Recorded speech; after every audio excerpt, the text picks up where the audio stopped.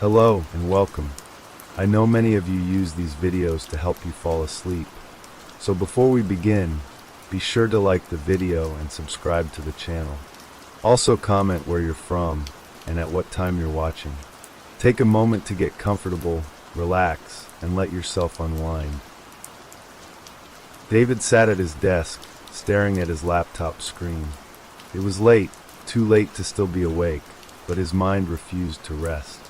The glow of the screen cast a pale light over his face, making his tired eyes look even more sunken.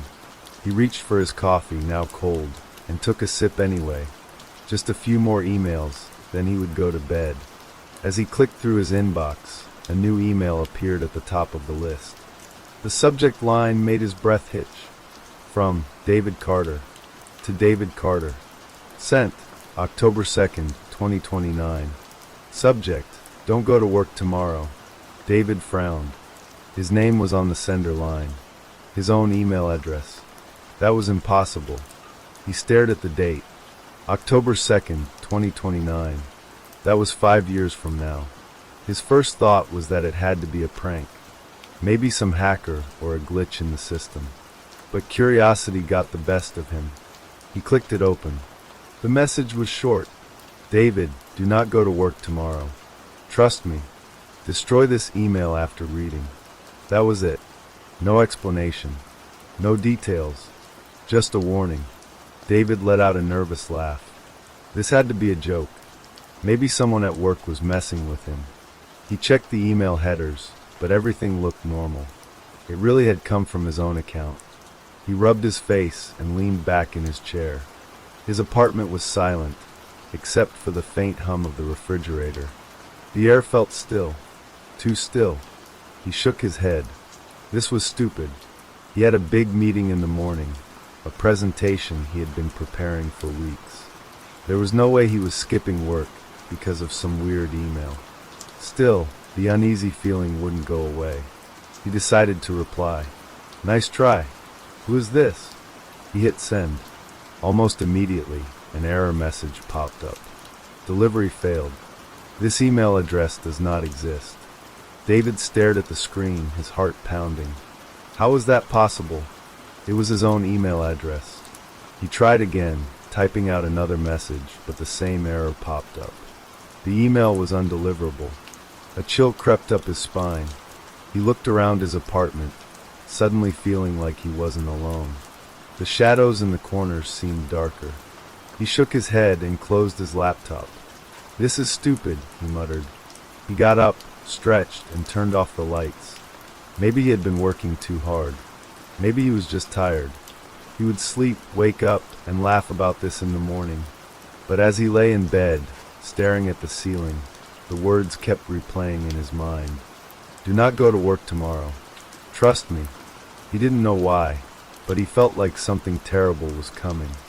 David's alarm blared at 6:30 a.m., jolting him awake. He groaned, rubbing his eyes. For a moment, he had forgotten about the email. Then it all came rushing back. He sat up, his heart pounding. The room felt strangely quiet, as if the world outside hadn't woken up yet. He grabbed his phone and checked the time again. Everything seemed normal. Shaking off the unease, he got out of bed and went through his usual routine. Brushing his teeth, making coffee, checking the news on his phone.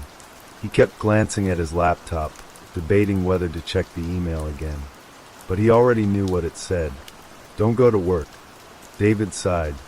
This was ridiculous. He wasn't going to let a mysterious email dictate his life. He had responsibilities. He had a job to do. He got dressed, grabbed his keys, and stepped out of his apartment. The air was crisp, the city just starting to stir.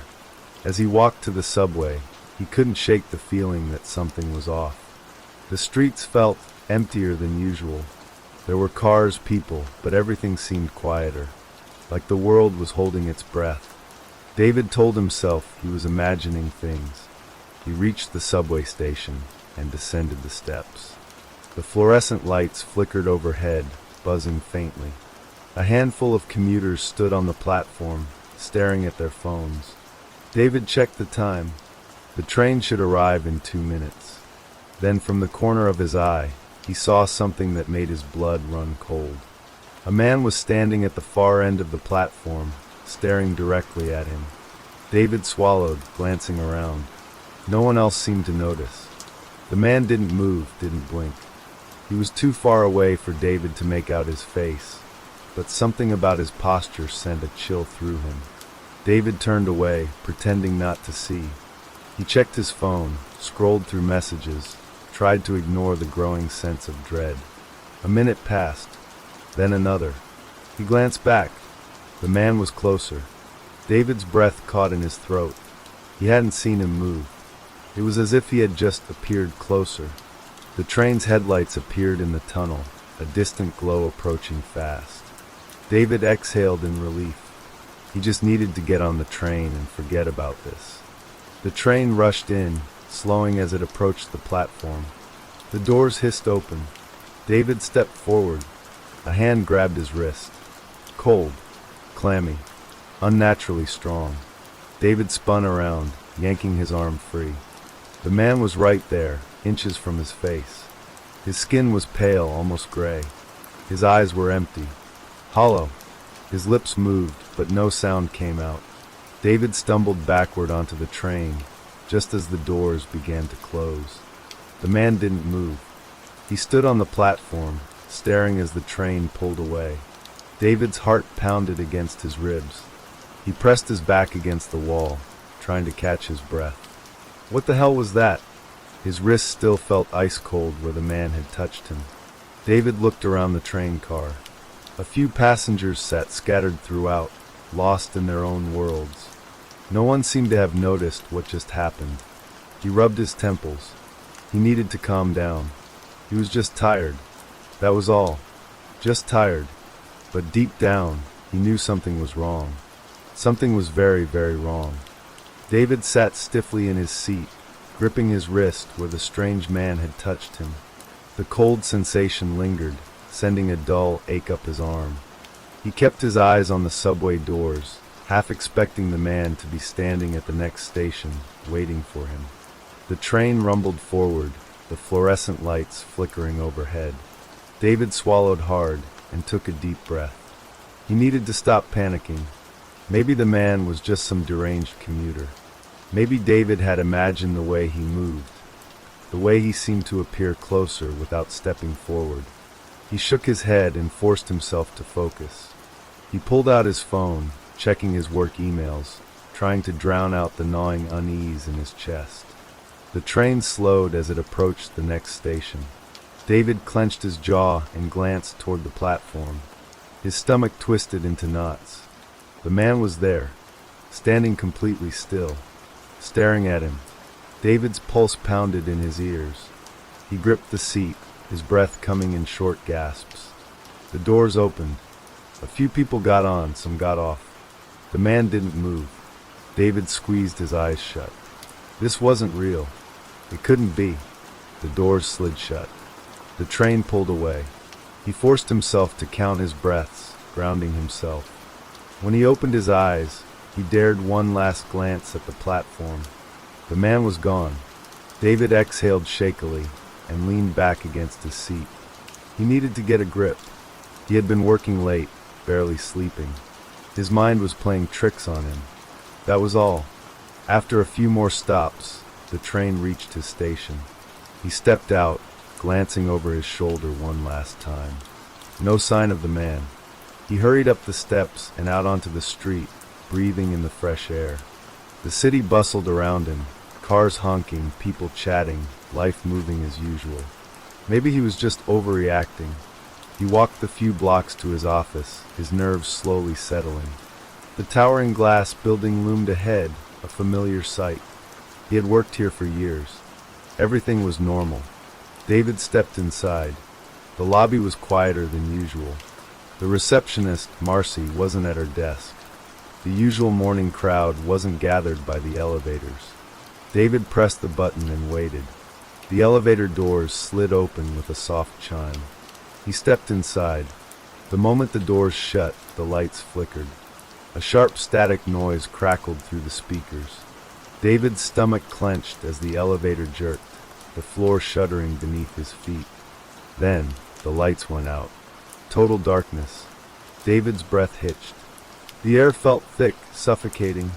He fumbled for his phone, but before he could turn on the flashlight, a voice whispered in the darkness. A rasping, broken whisper.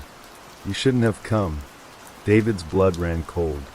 His hands trembled as he turned on his phone's flashlight. The weak beam illuminated the empty elevator. He was alone. The lights flickered back on. The elevator jolted, then continued its ascent as if nothing had happened. David pressed himself against the wall, his breathing uneven. His reflection in the elevator's polished surface stared back at him, pale, shaken, afraid. The elevator dinged. The doors slid open to his office floor. David hesitated before stepping out. His legs felt weak. The office was eerily quiet. No chatter, no ringing phones, just the low hum of fluorescent lights. David walked toward his desk, his footsteps unnervingly loud. He glanced around. The cubicles were empty. Where was everyone? His computer was on, the screen glowing faintly. He frowned. He was sure he had turned it off before leaving yesterday. Slowly, he sat down and wiggled the mouse. The screen brightened, revealing his email inbox. There was one new message. His breath caught in his throat. From David Carter. To David Carter. Sent, October 3rd, 2029. Subject, "You shouldn't have come." David's hands shook as he clicked the email open. There was just one sentence. "It's too late now." A chill crawled down his spine. His heart pounded so hard it hurt. Then behind him a chair creaked. Someone was there. David's breath hitched. He turned his head slowly, afraid of what he would see. A shadow loomed over his cubicle. A figure stood just beyond the partition, unmoving. Watching. David's fingers twitched over his keyboard. His mind screamed at him to run. Then, his computer screen glitched. The monitor buzzed with static, the pixels distorting into an eerie blur. A new email popped into his inbox. No subject, no sender, no timestamp, just 3 words. "Don't turn around." David froze. His body went rigid, and his heart thudded in his chest. His mind screamed at him to leave, but his feet felt like they were glued to the floor. The room felt suffocating, as if the air had thickened, pressing in from all sides. The silence was deafening. He stared at the words on the screen, each one burning into his brain. Don't turn around. He could feel it now, the weight of someone watching him, the hairs on the back of his neck standing up. A slow, almost imperceptible sound filled the room. The creaking of floorboards. Footsteps, dragging, deliberate, coming closer. David's breath came out in shallow gasps. He could hear the footsteps growing louder, closer. His pulse raced. "Just don't turn around. Just don't turn around," he repeated in his mind. But his body moved before he could stop it. He turned. The figure was there, right behind him. A shadow taller than any person should be, looming in the dim office light. It wasn't solid, more like a distortion, a silhouette made of shifting darkness. It had no face, no features, just an overwhelming presence. The air around it felt colder, colder than anything David had ever felt before. He gasped and backed away, his feet stumbling over the edge of his chair. He hit the ground hard, but he barely felt the pain. The figure didn't move. He scrambled to his feet, his mind racing. There was no way this was happening. There had to be some explanation. The figure leaned forward, its shape blurring, as though it was trying to reach through the darkness to him. "You shouldn't have come," it whispered, the voice distant, hollow, as if coming from the depths of the earth. David's breath hitched. The words, the same words from the email. His hands trembled as he reached for his phone, but when he unlocked the screen, there was nothing there. No notifications, no emails. The figure swayed, the darkness around it swirling like smoke. David's heart raced. Every instinct screamed at him to run, to get out of there. But as he stood, the office door slammed shut with a deafening bang. The lights flickered, then went out completely, plunging him into darkness. For a moment, all he could hear was the sound of his own breathing, ragged and panicked. Then the whisper came again. "It's too late now." The cold, empty voice seemed to echo from every corner of the room. David tried to move, to force himself to breathe, but his legs felt like stone. His head spun. The air was thick with the scent of damp earth, like the inside of a tomb. And then he felt it, a sharp, burning pain in his wrist. The same place where the man on the subway had touched him. David gasped, his breath catching in his throat as he looked down at his hand. The skin was turning gray. It wasn't just his wrist. His entire arm was changing. The flesh was starting to rot, disintegrate, the skin crumbling away into dust. His vision blurred. He tried to move, to scream, but no sound came out. Then, in the darkness, a new email popped up on his screen. From David Carter. To David Carter. Sent, October 3rd, 2029. Subject, it's already begun. David's fingers shook violently as he opened it. He could barely make out the words as his vision darkened, but they burned into his mind nonetheless. You were warned. The screen flickered again. This time, it wasn't just static. The image on the screen warped, distorted like a broken reflection. The letters twisted into symbols he didn't recognize. A loud crack filled the air, like something breaking. Something big. David spun around. He was no longer in the office.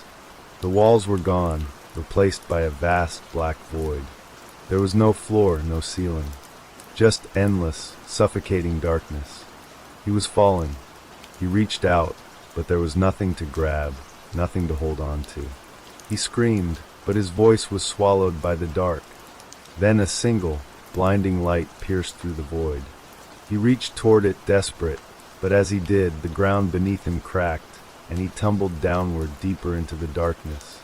You shouldn't have come, the whisper came again, now more like a scream, deafening in his ears.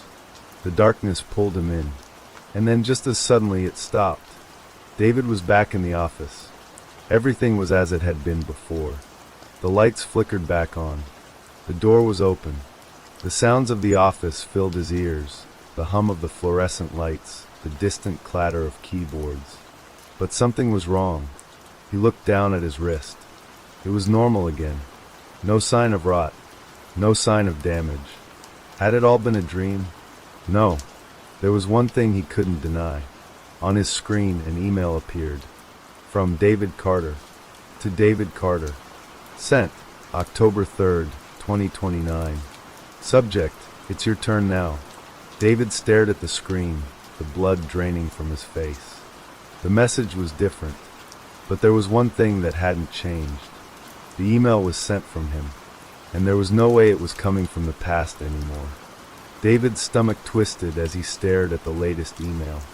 The subject line, "It's your turn now," burned into his mind, each letter pressing down like a weight. His hands were trembling as he reached for the mouse, but every movement felt slow, deliberate, as if the world was moving around him in thick, syrupy layers. He clicked open the email, his breath coming in shallow gasps. The screen flickered once more, but this time there was no distortion. No strange symbols. Just words. "It's happening. You should have listened." David's eyes widened. His pulse pounded in his throat, the blood rushing so loudly in his ears that he could barely hear the soft hum of the office around him. He scrolled down, desperate for answers, but the screen remained empty after those chilling words. A soft sound came from behind him, a chair scraping across the floor. David didn't turn. His body refused to obey, paralyzed by the fear crawling up his spine. His mind screamed at him to look, but it was as if his body knew the consequences. The scraping sound stopped. Then came a voice, soft, barely a whisper. "You shouldn't have come to work today." David's heart skipped a beat. It was the same voice, cold, hollow, distant, but it wasn't from the screen. It was coming from behind him. Finally, he forced himself to turn. The office was empty, but not really. In the far corner, by the windows, there was a shadow. At first, It seemed like nothing more than the natural bend of the shadows cast by the blinds. But as his eyes adjusted, he saw it move. Slowly, silently, a figure stepped forward, emerging from the darkness. It was tall, shrouded in shadow, its outline blurred and undefined, as though it was trying to remain unseen. David's throat closed. He couldn't breathe. The figure came closer. It wasn't a person, not really. There was something wrong with it, something distorted. Its limbs stretched at odd angles, and its movements were jerky, unnatural, like a broken puppet being pulled by unseen strings. David pushed himself back in his chair, his hands slick with sweat, his heart hammering. The whispering voice came again, louder this time, filling his mind, crawling under his skin. "You were warned." The figure paused, just at the edge of his desk. David could barely make out its features. Its face, if it could be called a face, was a twisted amalgamation of eyes, mouths, and shadow, like a collage of nightmares. The eyes were wide and empty, staring into him, unblinking. The mouth was frozen in a grotesque, silent scream. David couldn't move. His entire body felt like stone, his muscles locked in place. And then it spoke. "You shouldn't have come, but now that you have." It reached out, its hand, elongated and covered in a strange, glistening black substance, hovering just above David's desk. He could feel the air grow colder, colder than it should have been. It wasn't natural. The hand stretched closer, inch by inch. David's eyes locked onto it, frozen in fear, his mind screaming at him to get away, to run, to do anything. And then, just as the hand was about to touch him, the room went black. The lights blinked out. The familiar hum of the fluorescent lights, the distant sounds of the office, everything was gone. David's breath caught in his throat. He could hear nothing. Absolute silence. And then, in the pitch black, he heard it. A soft click, the sound of a button being pressed. And suddenly, the email inbox opened before him again. The only thing visible on the screen was a new message. From David Carter. To David Carter. Sent, October 3rd, 2029. Subject, "It's too late." David's hands trembled as he clicked it open. But there was nothing there. No words. No warning. Nothing. The room was still pitch black, silent as a tomb. His pulse raced, the terror consuming him from the inside. It felt like he was suffocating in this place, this empty, unnatural space. Then, a cold breath grazed the back of his neck. He could feel the hairs stand up, every instinct telling him to run, to scream, but his body was paralyzed. The figure was there again, standing behind him, so close that he could feel the oppressive weight of its presence. A whisper tickled his ear. "You shouldn't have opened it. Now you're mine." David gasped, but before he could make a sound, the darkness around him swallowed him whole. The world around him, the office, the emails he had received from himself, everything was gone. There was nothing left, just an empty void. The only thing he could hear now was the soft click of keys, the sound of fingers typing, the sound of another message arriving. David's mind was a blur, struggling to make sense of the emptiness that surrounded him. The voice had vanished, leaving nothing but the silence of the void pressing in from every direction. He couldn't see, couldn't move, couldn't feel anything but the cold. It was as though the world had folded in on itself, trapping him in some kind of endless, empty space. But then, the soft click came again, the unmistakable sound of a key being pressed.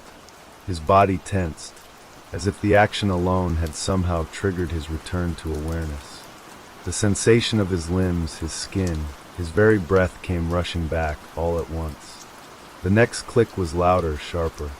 The email inbox appeared in front of him once more, but this time it was different. There were more messages now, filling the screen. All from him, from his future self, from David Carter, to David Carter. Sent, October 3rd, 2029. Subject, "It's happening." David's hands shook as he scrolled down the screen. Each message was more frantic than the last, the words more desperate. I tried to stop it, but it's already too late. Please listen to me. Don't go back. Don't go anywhere near the office. It's not just me anymore. It's everyone. It's all of us. We're all stuck. I should never have opened the first one. It was never meant for me. It was meant for you. David felt his chest tighten. His heart thundered in his ears. His fingers hovered over the screen, but he couldn't bring himself to scroll any further. He knew what he would find. He knew it would only get worse. He had to get out. He had to leave this place, this nightmare. But the next message appeared before he could even think.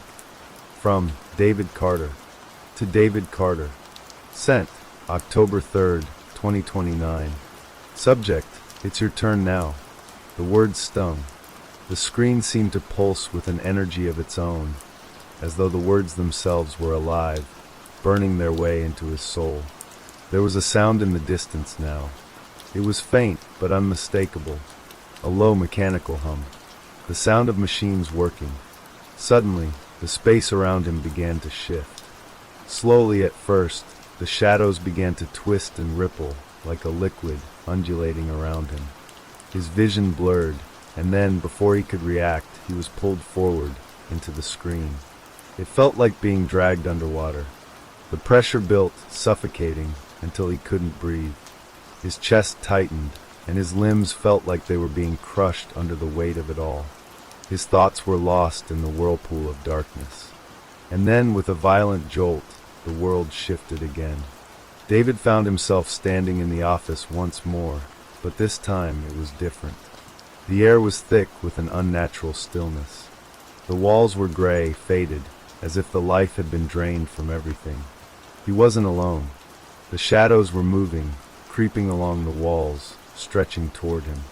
They seemed to pulse with malevolent energy, like the very space around him had become alive with something ancient, something evil. He could feel them now, the presence of others. Hundreds of them, all around him, all waiting. David's heart raced. He was trapped. There was nowhere to run. A voice echoed in the empty room. "You opened the door. You let us in." David spun around, but there was no one there. The voice was coming from everywhere, filling his mind.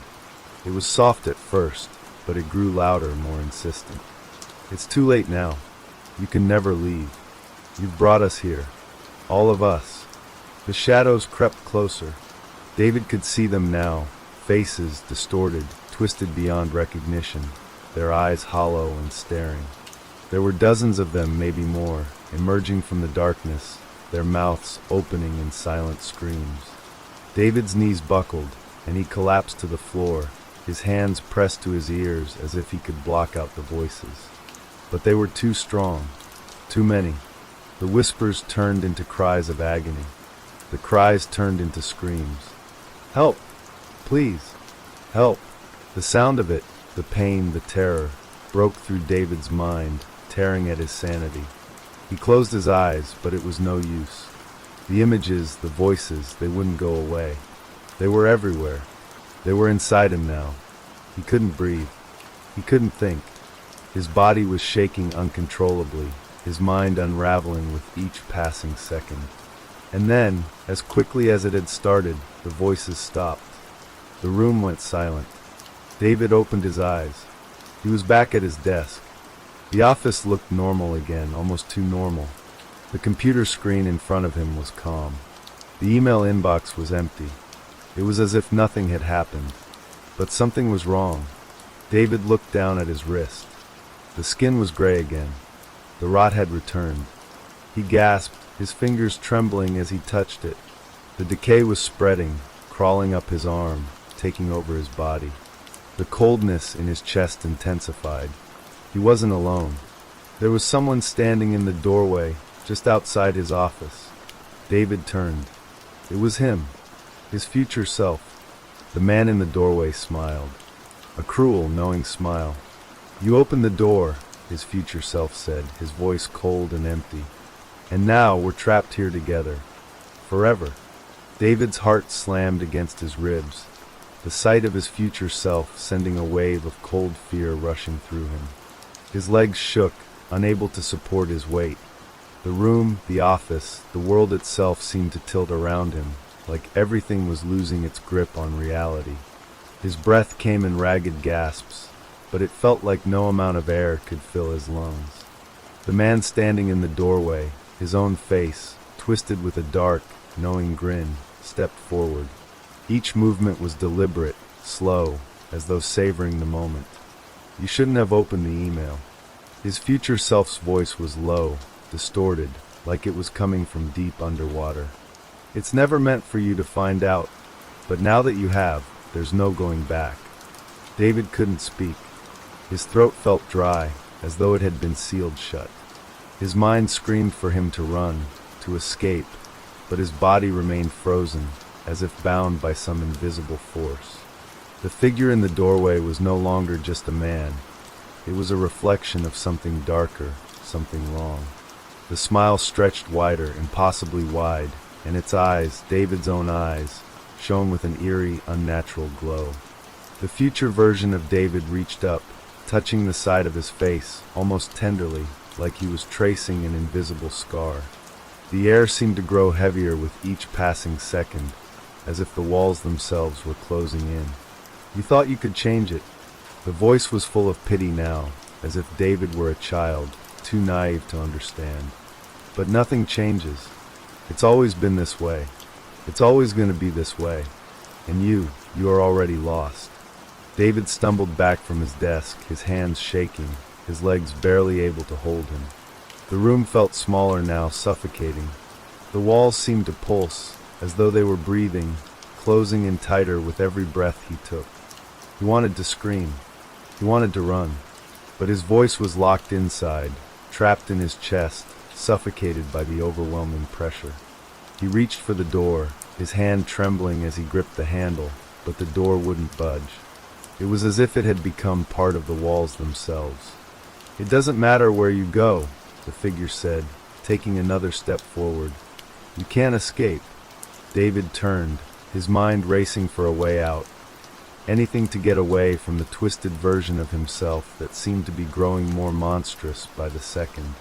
The office, once a place of dull normalcy, had turned into something alien. The lights overhead flickered erratically, casting strange, shifting shadows that seemed to whisper and stir. Then he heard it, another sound, faint at first, but steadily growing louder. Click. The familiar sound of a key being pressed. The same sound he had heard before. David froze. His hand was still gripping the door, but now a cold sensation washed over him. He couldn't explain it, but he felt as though he had been here before. This moment, this place, it had already happened. It was happening again, and it was always going to happen. He turned to look back at the email inbox on the computer screen. The once empty space was now filled with new messages, all from his future self. The subject lines were blurred, unreadable, as if the words had melted into the screen, merging into a single, constant hum of static. The sound of the clicking continued, relentless, unending. David's eyes widened as he read the new subject line that appeared in bold. "This is the beginning." His pulse quickened. He couldn't breathe. It was happening again, just like the first time. The first email, the warnings, the changes, the future. "Don't you see?" his future self said softly, a cruel edge to the words. "You never had a chance. The moment you opened that email, you sealed your fate." David backed away, his eyes wild, his heart pounding in his chest. His mind screamed for him to run, but his body remained paralyzed, unable to take a single step. The room was closing in, the air growing heavier, more suffocating with every passing second. The lights flickered once more, this time plunging the office into complete darkness. But even in the absence of light, the figure in the doorway remained. David could feel it, the cold presence pressing in on him from all sides, seeping into his very bones. "You don't belong here anymore," the voice whispered, its tone sharp and final. "You belong to the cycle now." David felt his body go cold, as though the warmth of life was draining from him, leaving nothing but emptiness behind. The very air seemed to thicken, becoming heavier, more oppressive, until it was impossible to breathe. In that suffocating silence, the final message appeared on the screen. From David Carter to David Carter. Sent October 3rd, 2029. Subject: You're already here. David's mind reeled. The words burned into him like a brand, as though his very soul was being marked. His vision blurred, and the world around him seemed to fade, retreating into a distant, unreachable place. And then nothing. David's eyes snapped open, but the world around him was no longer familiar. There was no office, no desk, no computer screen. It was as if the room had vanished entirely, replaced by a vast, empty nothingness. His body felt heavy, like he was sinking, yet there was no ground beneath him. He reached out, but his hands met only cold air, stretching out endlessly. His heart raced, but the pounding in his chest seemed muffled, distant. It was as though he was both present and absent at the same time. The faint hum, the click, it was all still there, filling the silence, growing louder with each passing second. The noise seemed to vibrate through him, reverberating in his very bones. Click. The sound was no longer just an echo. It was a presence, a force. And David knew, he knew without a doubt, that it was coming for him. The feeling of being watched washed over him, making his skin prickle, his breath catch in his throat. He wasn't alone. He never had been. Suddenly, a figure materialized before him, flickering in and out of existence like a broken television signal. At first, it was just a shadow, a shape that didn't quite make sense. But then, as though reality itself bent around it, the figure solidified. It was him again, his future self, or at least something that resembled him. His face was gaunt, hollow, eyes sunken deep into his skull, and his mouth stretched into that same twisted, knowing smile. "It's only a matter of time," the figure said, its voice dripping with malice. The sound was low, almost too soft to hear, but it carried an undeniable weight. David stumbled backward, his heart hammering in his chest, but the ground beneath him remained non-existent. There was nowhere to go, nowhere to hide. "You think you're different," the future version of himself said, each word laced with venom. "You think you can change what's already been set in motion." David wanted to scream, to shout, to demand answers, but his throat closed up.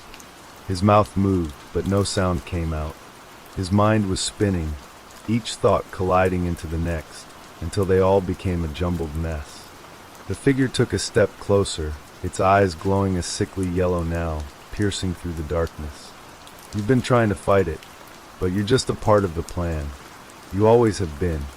David's legs gave out beneath him, and he crumpled to the ground, his hands gripping his head, desperate to block out the voice, the image of the man standing before him.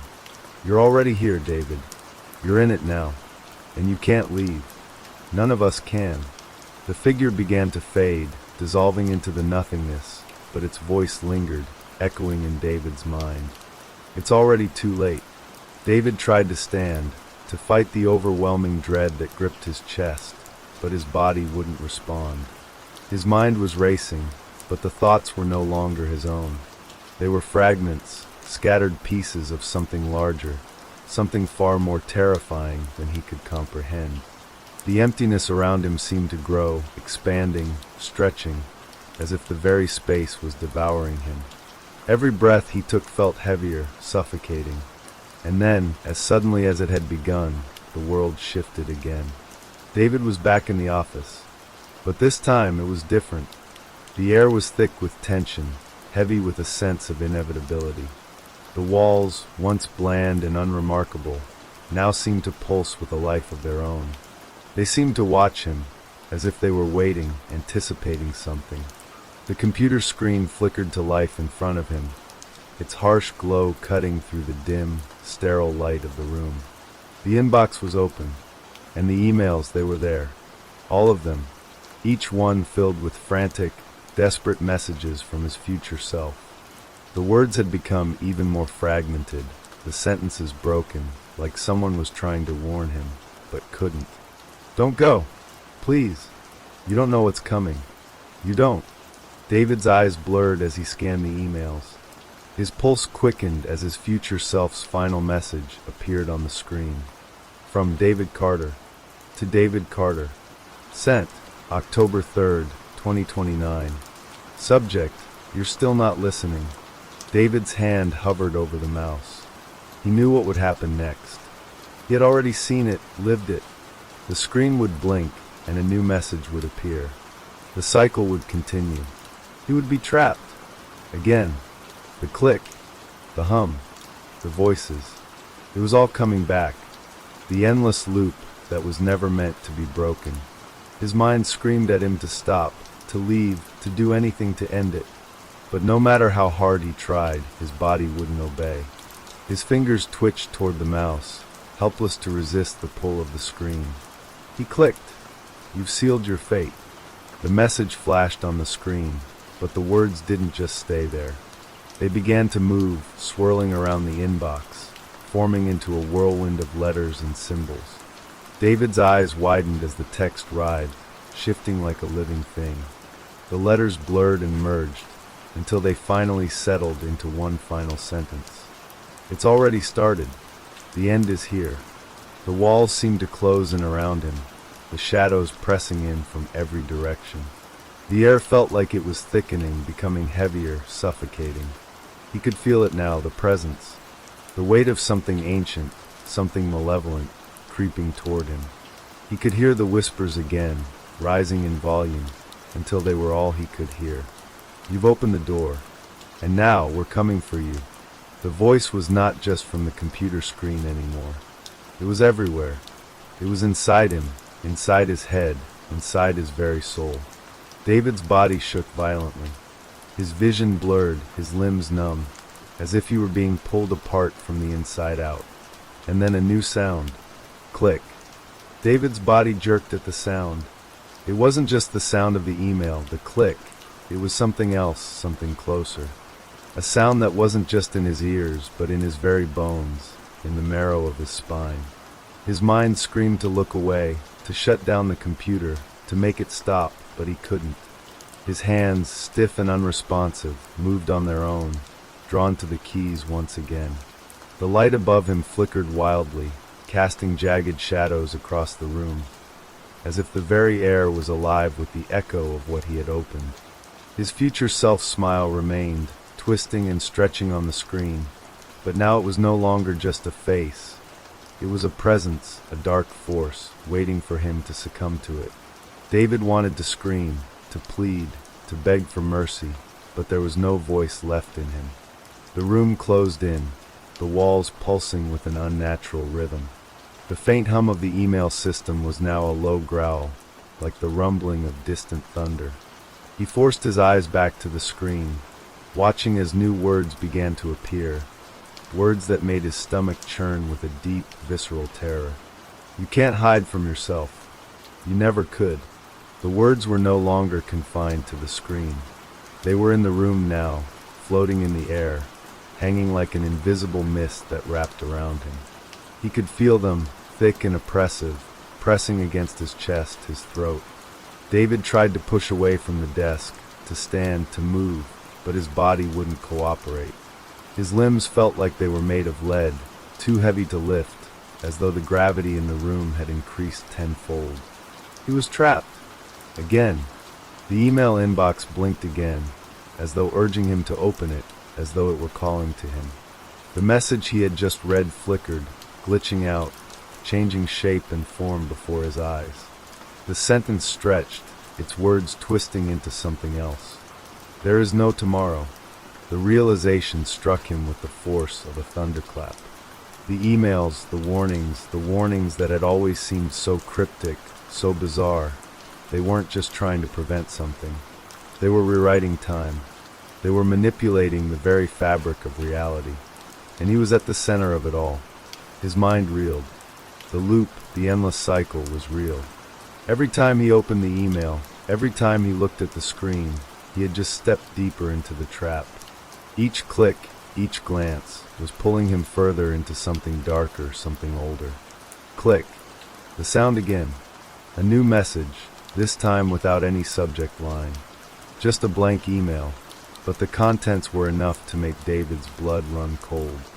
The words began to form, as though being typed out before his very eyes. It's already begun, and you've already lost. The room seemed to spin, the walls shifting and distorting as if they were no longer solid. The floor beneath him seemed to breathe, rising and falling in time with the beating of his own heart. The air was thick, suffocating. It felt as though every breath he took was a little more labored than the last. His mind couldn't keep up. Time itself seemed to warp, stretching and snapping back in a way that made his stomach lurch. He couldn't tell if hours had passed or mere minutes. The screen in front of him grew brighter, burning his eyes, its light searing through his vision, pulling him in. The voice from the email, that cold, detached voice, was growing louder in his ears, reverberating through his skull. This is your fate, David. There's no escaping it. The loop will continue, over and over. Forever. David clutched his head, his fingers digging into his scalp as if trying to force the words out, as if trying to rid himself of the unrelenting terror that clung to him. He wanted to get away, to leave this nightmare behind, but his body refused to obey. He was locked in place, frozen by some unseen force, trapped in a moment that stretched on forever. Suddenly, the lights flickered one last time, plunging the room into an eerie darkness. The humming sound stopped. The click, the buzzing, the distortion, all of it ceased. David's heart stopped. He could hear nothing now, the silence deafening. For a brief moment, he thought that maybe, just maybe, it was over, that the loop had finally broken. But the feeling in his chest, the one that had been growing ever since he first opened the email, was still there. That hollow feeling, that knowing, it wasn't over.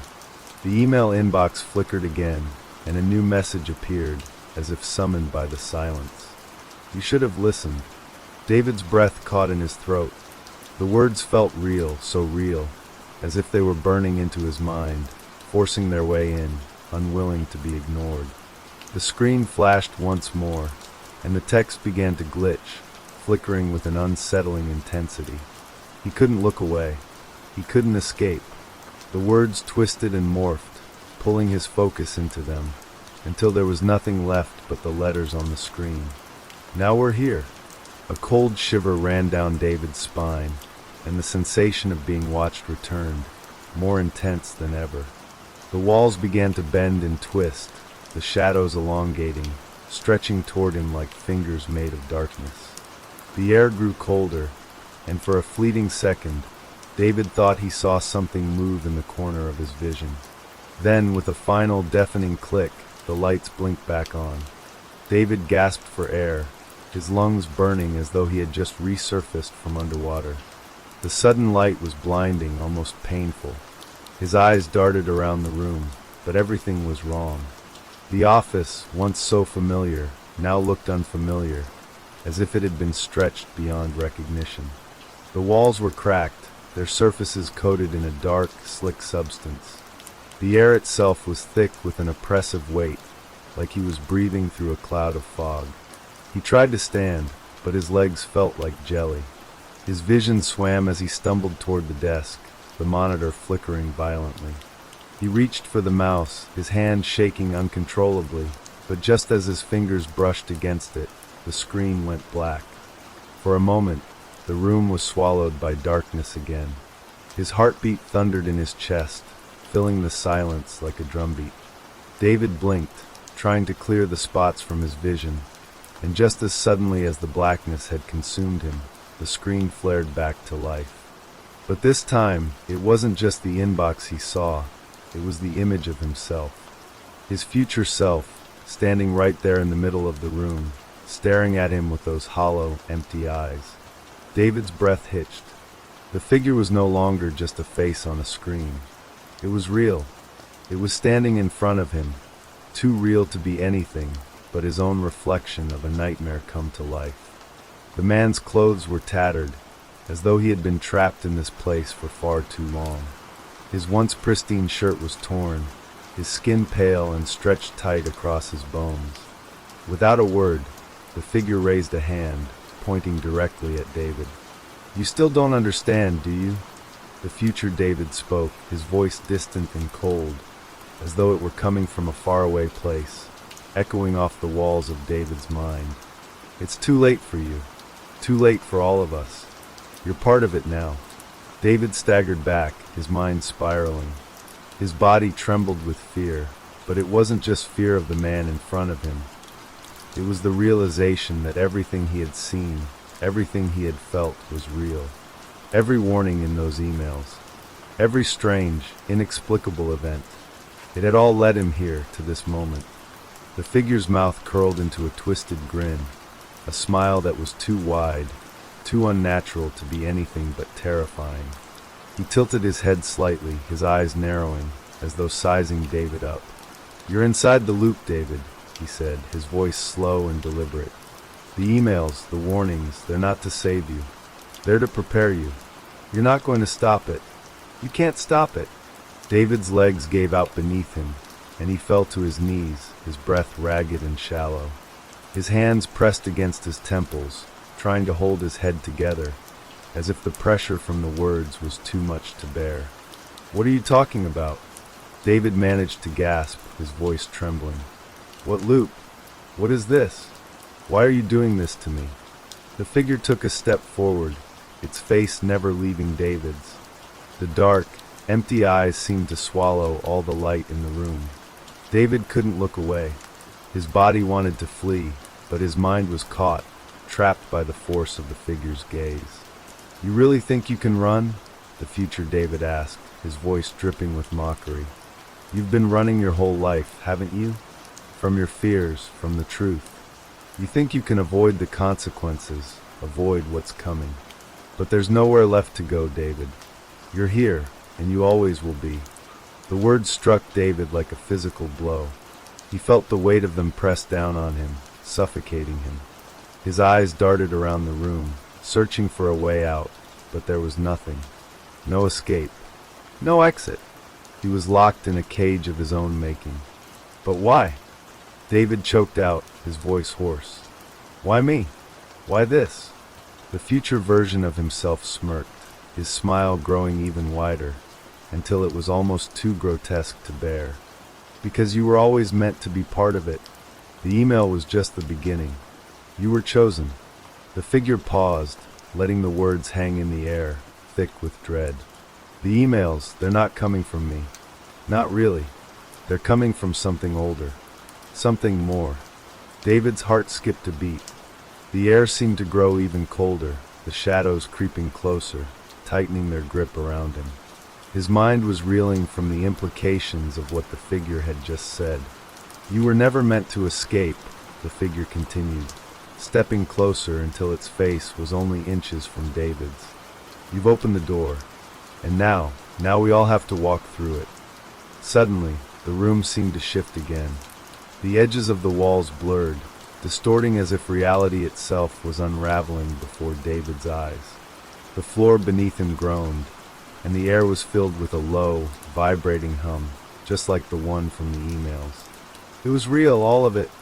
The loop, the warnings, the twisting nightmare of the emails. It was all true. David opened his mouth to speak, but no words came. His throat was dry, his voice gone, swallowed up by the overwhelming presence that filled the room. The figure stepped back, disappearing into the shadows that now crept along the walls, leaving David alone in the eerie, suffocating silence. For a brief moment, he thought it was over, that the figure had vanished, leaving him with nothing but the remnants of the terror it had inflicted. But as David's body began to shake uncontrollably, the click came again, and the screen blinked back to life. David's eyes locked onto the screen, his heart pounding as he saw the email inbox flicker back to life. The dim, unsettling glow of the monitor lit up his face, casting long shadows that danced across the room. His hands, trembling violently, hovered over the keyboard, but he couldn't bring himself to touch it. He couldn't look away. The subject line of the new email was short, almost too simple. It's time. His breath hitched. The words felt like an invocation, a command. His body tensed, a cold sweat breaking out across his skin as the email opened before him. The message was written in the same stark, chilling font as the others, but this one was different. It wasn't just a warning. It felt like a final verdict. You've crossed the line. David's pulse quickened. The air seemed to thicken with each word that appeared, as if the email itself was sucking the very life out of the room. The flickering lights overhead buzzed ominously, casting long shadows across the floor, stretching toward him like fingers trying to pull him back into the darkness. He wiped his sweaty palms against his pants, trying to clear his head, but it was no use. The image of his future self lingered, burned into his mind, its mocking grin echoing in the depths of his thoughts. The door is open. There is no way back now. No way forward. David wanted to scream. He wanted to throw the computer out of the window, destroy everything, run far away from whatever hellish nightmare he had stumbled into. But no matter how badly he wanted to move, his body refused to obey. It was like being frozen in place, held captive by some invisible force. The words kept coming, each more cryptic, more horrifying than the last. The consequences are set. You will see what happens next. The loop will play out, and you will have no choice but to follow it. The room around him began to change again. The air grew heavier, as if the very atmosphere was suffused with the weight of the words. The shadows crept closer, swirling like smoke, until they filled the room. They were no longer just static shapes. They moved, shifting with purpose, as if they had a mind of their own. David's mind raced. He was caught in something far beyond his comprehension. The emails had started as mere annoyances, warnings that he couldn't explain. But now they felt like chains, binding him to this endless cycle. Each message, each cryptic note, drew him deeper into whatever twisted reality had been constructed for him. A sudden noise broke through the chaos. It was soft at first, almost imperceptible, but it grew louder, a distant, echoing sound that made David's skin crawl. It wasn't just a sound. It was a feeling, a deep, vibrating hum that resonated through his chest, shaking him to his core. The darkness seemed to breathe.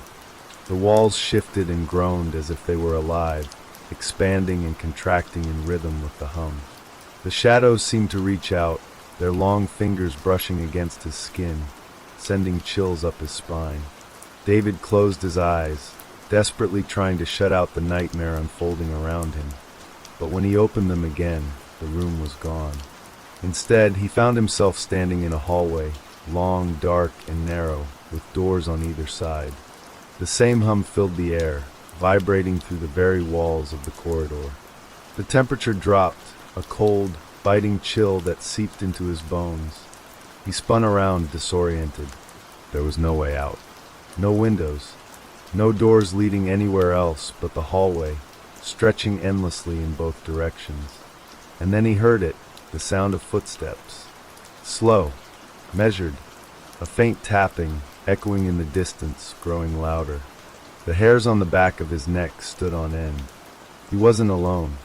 David's pulse thundered in his ears as he pressed himself against the wall, trying to make himself as small as possible. The footsteps drew nearer, louder, until they were right outside the door. He held his breath, his heart racing. His eyes locked on the door handle, his mind screaming for him to move, to run, to escape. But he couldn't. He was frozen, paralyzed by the fear that had rooted itself in his chest. The door swung open, slowly, quietly. There, standing in the doorway, was his future self, wearing the same tattered clothes, the same hollow eyes that seemed to look right through him. The figure didn't speak, but its smile widened, stretching impossibly far across its face. "You've been waiting for me." The words didn't make sense, but they didn't need to.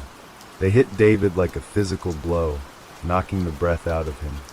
He stumbled back, his legs giving way beneath him as he fell to the floor, his back pressed against the cold, damp wall of the hallway.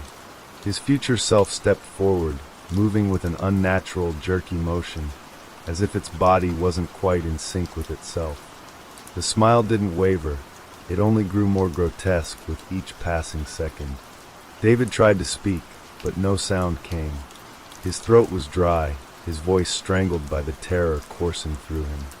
"It's your turn now," the figure whispered, its voice a soft, distorted rasp. "You can't run. You can't hide. You're already here." The hallway stretched on forever. There was no escape, no way to undo what had been done. David could feel it now, the pull of something darker, something older, that had woven itself into the fabric of this place. "The loop is complete," the figure said, its voice growing louder, more insistent. "You're part of it, and you always will be." David tried to move, to run, but his body refused to obey. He was paralyzed, trapped in this nightmare, bound by forces far beyond his understanding. He was a prisoner, caught in the never-ending cycle of the email, the warning, the dread. As the figure reached out, its cold, skeletal hand hovering above him, David's vision began to blur. His heart pounded louder in his chest, and the hum in the air grew deafening. And then everything went black. David awoke with a jolt, his body stiff and his eyes wide open. He wasn't sure where he was, but the overwhelming sense of dread still clung to him, thick in the air like a toxic fog. His head pounded as if something had been pressing against his skull, forcing its way into his mind. He was back in the office. The room looked normal, too normal. The fluorescent lights hummed softly above him, casting their usual sterile glow over the empty cubicles. His desk sat exactly as it had been when he left. The computer screen in front of him was blank, the cursor blinking steadily, as if nothing had changed. David's breath hitched. Was it real? Had he imagined everything? The figure, the hallway, the terrifying warnings.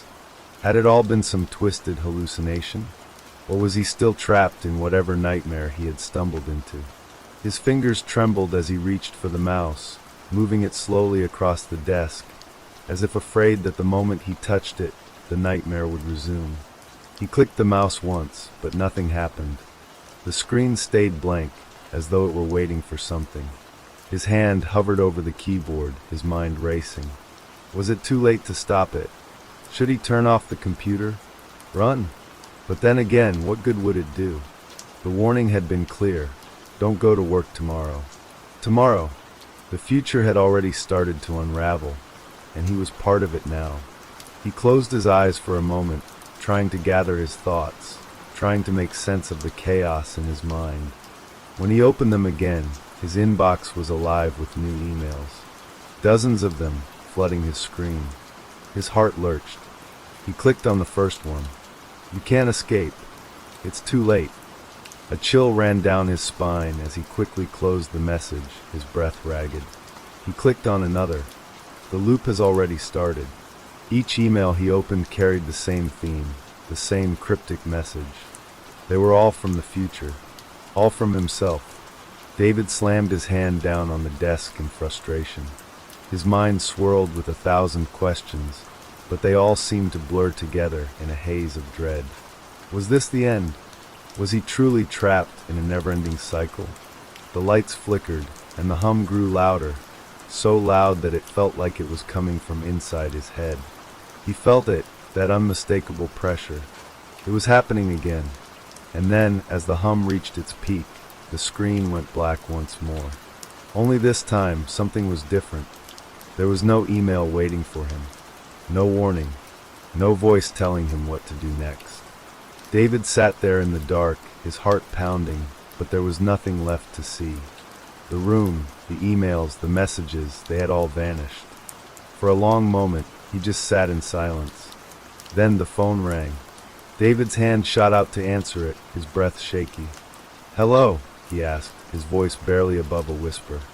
But there was no response. Only silence. And then, in the quiet, he heard a faint, familiar voice. "Don't go to work tomorrow." The line went dead. David froze. The room seemed to close in on him, the walls pressing in as his breath became shallow. The voice was his own. And yet, it wasn't. It was the voice from the future. He stood up, his body moving on its own. The feeling of helplessness was overwhelming, but somehow, he couldn't stop himself. He knew what was coming. He had known it all along. David turned, looking around the office one last time. The walls seemed to stretch endlessly, the fluorescent lights buzzing louder, flickering in and out like the very pulse of this nightmarish world. He couldn't escape. He never could. And then, as he walked toward the door, the lights went out completely. David stumbled forward, the darkness enveloping him like a suffocating blanket. His hands reached out, groping for something, anything to guide him through the inky void. The office had vanished, replaced by the same cold, echoing hallway he had walked through earlier. The hum that filled the air was louder now, a constant, unyielding presence that reverberated through his entire body. He wanted to scream, to shout, to beg for it all to end, but the words caught in his throat, swallowed by the oppressive silence that surrounded him. His legs felt weak, like they no longer belonged to him. His body was moving on autopilot, drawn forward by an unseen force, toward the same destination he had tried so desperately to avoid. The walls of the hallway stretched on endlessly, their pale, cracked surfaces reflecting nothing but the dim glow of the flickering lights overhead. The doors along either side were all closed, their dark windows offering no insight into what lay beyond. David's breath came in ragged gasps, each step feeling heavier than the last. The pull of the darkness grew stronger, more insistent. He could feel something watching him, waiting for him to make the next move. The air was thick with anticipation, as if the world itself were holding its breath. As he reached the end of the hallway, he saw it. A door. It was different from the others.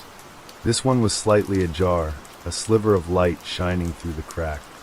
The air around it shimmered, vibrating with an energy that he could feel deep within his chest. His instincts screamed at him to turn back, to flee before it was too late, but his feet betrayed him. He moved toward the door, his hand stretching out toward the handle. Before he could touch it, a voice echoed in his head. "It's time." The words were like a command, impossible to ignore. David's fingers brushed against the cold metal of the door handle. The moment he touched it, a jolt of electricity shot through his body, and the door swung open before him with a deafening creak. On the other side, he saw only darkness. But it wasn't the same darkness as before. This was different.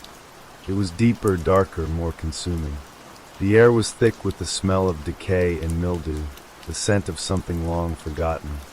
And then he heard it, the sound of footsteps, slow and deliberate, coming from somewhere deep within the darkness. David's heart raced, and for the briefest moment he felt the urge to run. But it was too late. The figure stepped out from the shadows. It was him, his future self, but different, darker, more twisted. His eyes were hollow, sunken deep into his skull, and his smile was wide, unnaturally wide, stretching from ear to ear, revealing teeth that were far too sharp. His skin was pale, almost translucent, and it seemed to ripple like the surface of water disturbed by an unseen force. David's breath caught in his throat as the figure spoke. "You're here." The voice was a twisted, mocking version of his own, warped and distorted by time and terror. "You've finally come. It's too late now." David's mind raced as the figure stepped closer, its movements jerky, unnatural, like a puppet on broken strings. He couldn't move. He couldn't breathe. He was trapped in the web of whatever nightmare had ensnared him, unable to escape, unable to stop what was coming. The figure reached out, its hand cold and skeletal, its fingers curling around David's arm with a vice-like grip. "You belong to this place now," it whispered. "There is no escaping." David's vision began to blur as the world around him twisted, bending and contorting like smoke in a fire.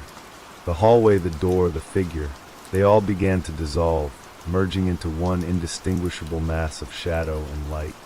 And then, with a sudden, violent jolt, the world went dark.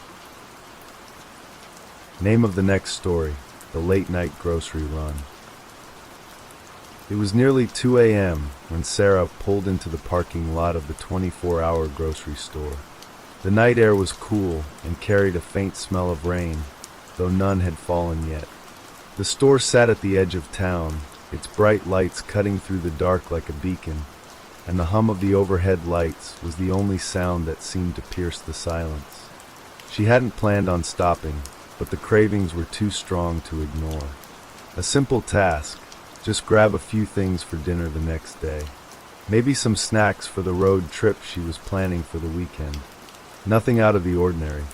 Sarah locked her car and walked toward the automatic doors. As they slid open with a soft whoosh, the coolness of the air-conditioned store wrapped around her, a stark contrast to the warmth outside. The floor beneath her feet was shiny, the gleaming tiles reflecting the harsh fluorescent lights above. The store was quiet, too quiet. The shelves were stocked with cans, boxes, and bags of food, neatly organized, but there was not a soul in sight. "Hello," Sarah called out, her voice sounding too loud in the empty space. No response. She shook her head. It was a Wednesday night, so it made sense. People were probably at home, asleep. Still, it felt strange, the emptiness of it. She glanced down each aisle as she walked forward, noticing how eerily silent everything seemed. Even the air felt still, as if the store had been waiting for something, waiting for her. The hum of the lights overhead began to feel oppressive, and a shiver ran down her spine. It wasn't fear, not exactly, but the emptiness of the store left her with a strange sense of unease. She shrugged it off, telling herself it was just her imagination. She walked down the aisles, picking up a loaf of bread, some milk, and a bag of chips. The feeling didn't go away, though. It lingered like a shadow, always just behind her, and it grew stronger as she turned the corner to grab some frozen meals. At the end of the aisle, she saw a figure, a person, or at least she assumed it was a person at first. The figure stood by the counter near the cash register, hunched slightly, as if waiting for something or someone. A dark uniform, a cap pulled low, and what she could see of the person's face was mostly obscured by the shadows. They didn't move. They just stood there as if frozen. Sarah's footsteps slowed as she approached. She glanced at the register. The light above it was off, but there was a figure behind the counter. They were tall, with broad shoulders, but their face was difficult to make out. The dim light from the far corner seemed to be playing tricks on her eyes. "Excuse me," she called out, her voice a little louder than before. The figure straightened up, slowly, too slowly, and when they finally looked up, Sarah froze.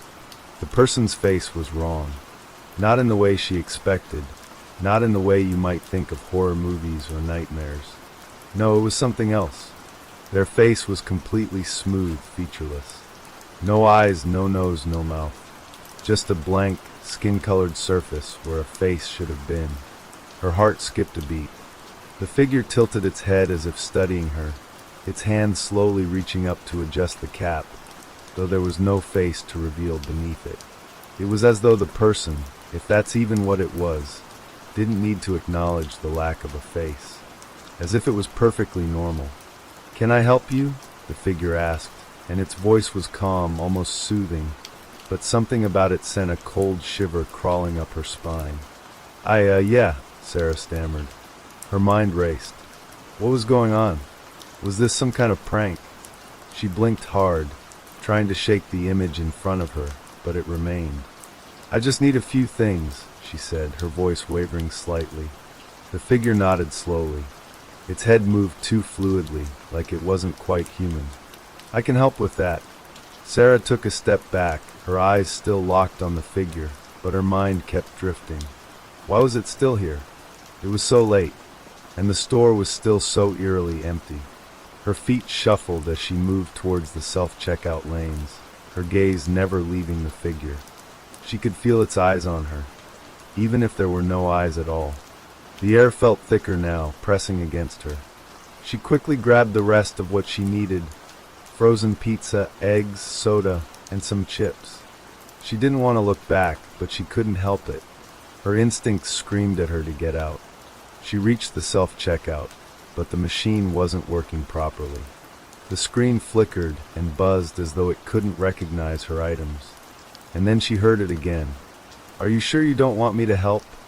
The figure's voice floated across the store. Its words were soft, but they reached her, sending another chill down her spine. Sarah swallowed. She tried to ignore it, but there was something about that voice. She quickly scanned the next item, hoping the machine would work. Her heart was racing, and the only thing she could think about was leaving. Then came the question that would freeze her to the core. "Do you live alone?" the voice asked. Sarah froze. Her fingers gripped the edge of the self-checkout, her nails digging into the cold metal. What kind of question was that? Why would the cashier ask her that? It was none of their business. It wasn't normal. She turned slowly, and her breath caught in her throat. The figure hadn't moved, but now the air felt different. There was a heavy weight in it, like something was about to change, something unseen. The figure repeated the question. "Do you live alone?" Sarah didn't answer. She couldn't. She just stared at the blank face, trying to understand what was happening. She tried to look away, tried to focus on the groceries in front of her, but she could feel the weight of that question hanging in the air. The unsettling presence of the figure was growing stronger, pushing her toward the edge.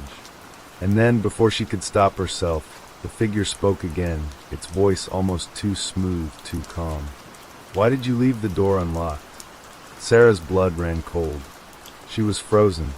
Her hands trembled, and she stared at the self-checkout, willing it to work, but nothing happened. The register blinked back at her, empty and cold. The figure's smooth, featureless face seemed to lean forward, closing the distance between them. The air grew thicker still, and Sarah could barely breathe. Sarah's pulse hammered in her ears. The words echoed in her mind, louder than the hum of the lights above her. "Why did you leave the door unlocked?" She was paralyzed.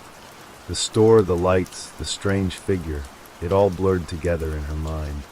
It felt like a dream, one of those dreams you couldn't wake up from, no matter how hard you tried. But this wasn't a dream. This was real.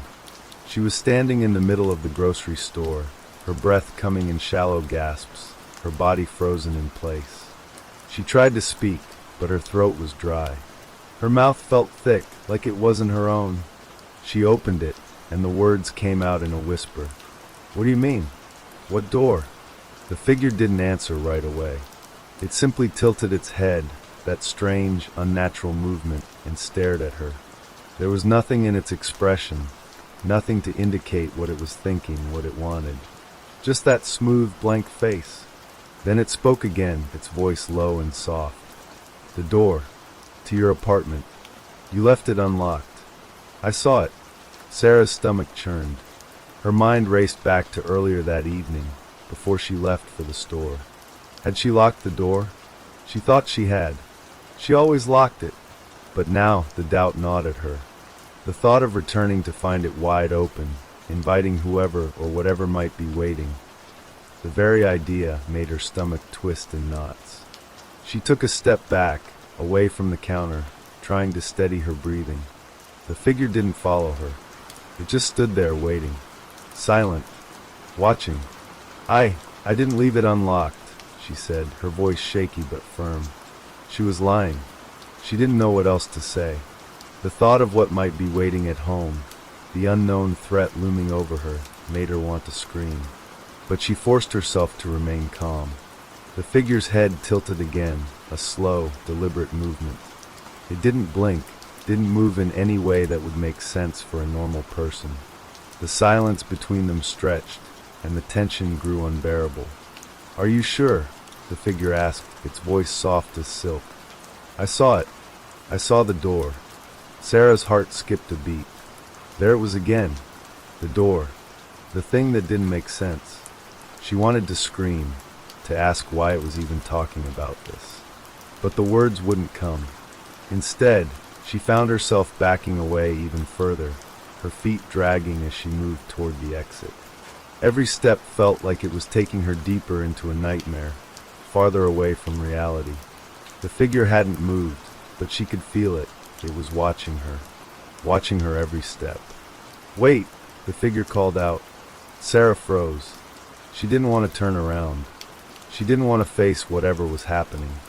But her body obeyed. Slowly, her head turned, her eyes meeting the blank, featureless face of the figure. "Why do you keep running?" it asked, its voice like ice scraping against her bones. "You know the door is unlocked." Sarah swallowed hard, her mouth dry. The figure's voice had changed, no longer just a calm inquiry, but a low, menacing tone, as though it knew something she didn't. Something that made her heart race even faster. I'm not running," she said, though the words barely came out. I just need to go." The figure stepped forward. Just one step.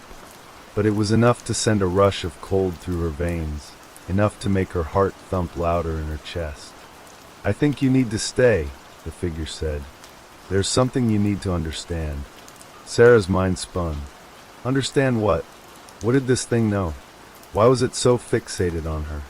And why did it keep talking about her door, her apartment? "I don't want to stay," Sarah said, panic rising in her throat. "I don't want to." But before she could finish, the figure spoke again, its voice suddenly sharp and cutting through the air like a knife. "You didn't lock the door, did you?" The words hit her like a physical blow.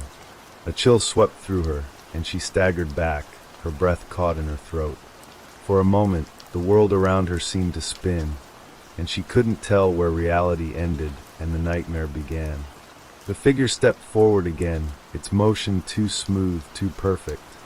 It was almost like a machine, moving with unnerving precision. And with each step, the air grew heavier, more suffocating. "No," Sarah said, barely able to breathe. "No, I locked it. I swear. I locked it." The figure didn't answer. It just kept moving closer, its faceless presence looming in front of her. Then, to her horror, it reached up with one long, spindly arm and began to remove its cap. Slowly, as though savoring the moment. The smoothness of its face, the blankness, the absence of features, sent a jolt of terror through her, making her want to scream. But the scream wouldn't come. The figure's hand paused at the cap, just inches away from its head, and Sarah's heart skipped a beat. She couldn't take it anymore. The fear, the confusion, the dread, it was too much. She turned and ran. Her footsteps echoed in the empty store as she bolted for the exit, her heart hammering in her chest. She could hear the figure moving behind her, following, but she didn't dare look back. She was so close. Just a few more steps, and she would be out of this nightmare. But as she reached the door, it didn't open. The automatic doors, the ones that had slid open so easily when she arrived, now remained shut. Sarah pressed her palm against the glass, her breath fogging it up as she gasped for air. She turned back. The figure was standing at the end of the aisle, its faceless presence watching her. And then, in that same calm, detached voice, it spoke again. "Why did you leave the door unlocked, Sarah?" Sarah's heart thudded in her chest as she stared at the blank, featureless figure in the distance. Her body trembled, but she couldn't tear her eyes away. The words kept repeating in her mind, over and over. "Why did you leave the door unlocked, Sarah?" The figure took another step toward her, its movements slow and deliberate. The closer it got, the more suffocating the air felt. It was as if the entire store had grown heavier, pressing down on her shoulders, weighing her down, making it harder to breathe. The door still wouldn't open. "Please," Sarah gasped, her voice barely above a whisper. "Please let me go." But the figure didn't respond. It didn't need to. Its presence was enough. She reached for the door again, but it was as though the glass had become a solid wall. She pushed harder, her nails scraping against the surface, but it refused to budge. Desperation clawed at her chest. "Why won't you open?" she whispered, her voice breaking. The figure was almost there now, standing at the end of the aisle, just a few feet away from her. She could see the dark shape of it, looming, but there were no details. No eyes, no mouth, no features. Just the dark, smooth outline of a person. A person that wasn't a person at all. It took another step forward, and then another. She backed away, her breath coming in ragged gasps, the terror mounting with each step. What did it want? Why was it here? Why do you keep running? The voice was calm, almost soothing, but it chilled her to the bone. You can't escape, Sarah. It's already too late. Her mind screamed, no, I can't be too late. It's just a nightmare. I'll wake up, I'll be fine. But she wasn't waking up. She was here, in the store, trapped with this thing. The panic set in again, spiraling, clawing at her sanity. Her hand reached for the phone in her pocket, but her fingers were trembling too much to unlock it. Her whole body was shaking. The phone felt like it was a mile away, even though it was right there. The figure was almost close enough to touch her now. It took another step, its movement so fluid, so unnerving, like it didn't have to follow the rules of the world. I saw the door, it said again, its voice like a whisper in her ear. I saw it unlocked, and now I'm here. Her hand finally grasped her phone, her fingers working quickly to unlock it. She fumbled for the emergency number, the world around her spinning. The only thing in focus was the figure, getting closer, closer, until its presence was all-consuming. But before she could dial, the phone buzzed in her hand. A message appeared on the screen. A single line of text. It's too late. Her heart stopped. The phone slipped from her grasp, clattering to the floor. She didn't even notice the sound of it hitting the tiles. Her mind was racing. There was no escaping. No help. No way out. She looked up at the figure, her legs shaking beneath her, unable to move. She wanted to scream, but her voice wouldn't come. All she could do was stand there, rooted to the spot, staring at the blank face of the thing that wasn't human. The figure stopped in front of her, its presence towering over her. There was a coldness to it now, something dark and inescapable. She could feel it in the air, the weight of it pressing down on her chest, suffocating her. It reached out a hand, the long, spindly fingers curling toward her. Sarah wanted to run. She had to run, but her feet were glued to the floor. Her body refused to obey. The fingers touched her arm, and a cold, creeping sensation spread through her skin. It felt like ice, like something was crawling beneath her flesh.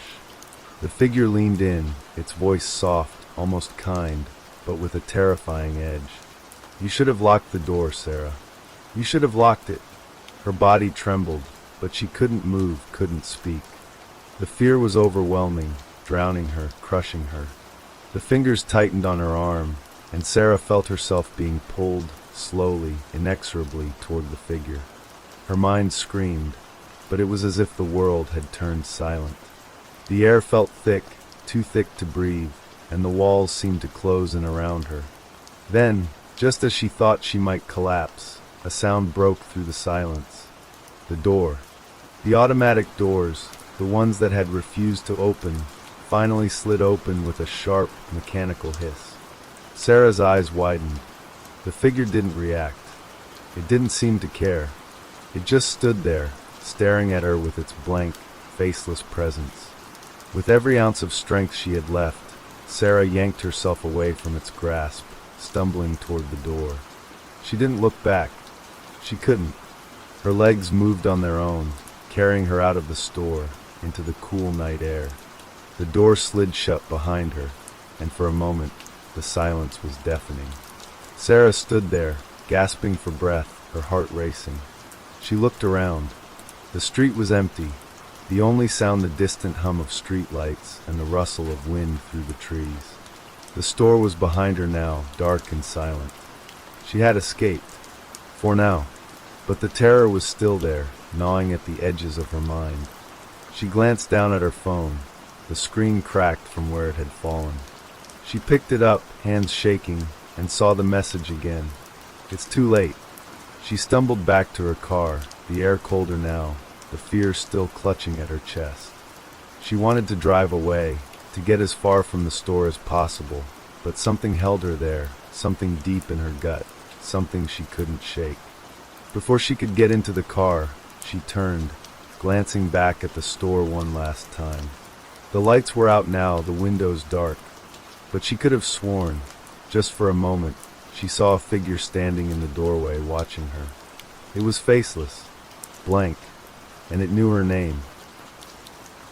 Name of the next story, The Forgotten Roommate. It was the sound of silence that first caught Emily's attention when she woke up. For a few moments, she lay there, staring at the ceiling of her small dorm room, trying to shake off the grogginess of sleep. The familiar sound of rustling sheets, the quiet hum of the refrigerator, the low murmur of her roommate's phone on vibrate, all the things that made the room feel alive felt strangely absent. She sat up, blinking at the sunlight filtering in through the blinds. Her roommate, Megan, should have already been awake. Megan always woke up early for her morning jog, no matter the weather. It was one of those little habits that Emily had grown used to over the last few months. But today, the room was unnervingly still. Emily swung her legs off the bed and glanced over at Megan's side. The bed was neatly made, as if no one had even slept in it. No clothes on the floor, no shoes by the door, no backpack tossed aside in a hurry. Nothing, just emptiness. She frowned, a feeling of unease settling in her stomach. She called out, "Megan?" Her voice was soft, tentative, as if she wasn't quite sure what she was expecting. But no answer came. She waited for a beat, then stood up and walked toward the closet. "Megan," she called again, louder this time. Nothing. The silence wrapped itself around her like a heavy blanket. Emily pulled open the closet door, expecting to find Megan's sneakers or her running clothes scattered across the floor. But the closet was empty. All that was left were Emily's own things, her hoodie, her shoes, her bag, all neatly arranged. No sign of Megan's clothes, no trace that someone else had ever lived here. She rubbed her eyes, wondering if she was still dreaming. It was too strange, too off. Megan had been here just last night. They had talked before bed, shared a few laughs over a movie they'd watched, and then gone to sleep. Emily couldn't shake the feeling that something wasn't right. She walked into the kitchen, hoping to find Megan there, brewing her morning coffee, but the room was empty. The table was undisturbed, the coffee maker silent. Everything was in its place, but it felt wrong. There was no warmth, no sign that anyone had been there at all. Emily reached for her phone and checked the time. It was already past 10 in the morning, and Megan hadn't left a note, hadn't sent any messages. Emily furrowed her brow, her fingers quickly scrolling through her contacts to send a text. "Hey, you up?" She waited a few minutes. No reply. Maybe she went to class early, she thought, or met up with someone.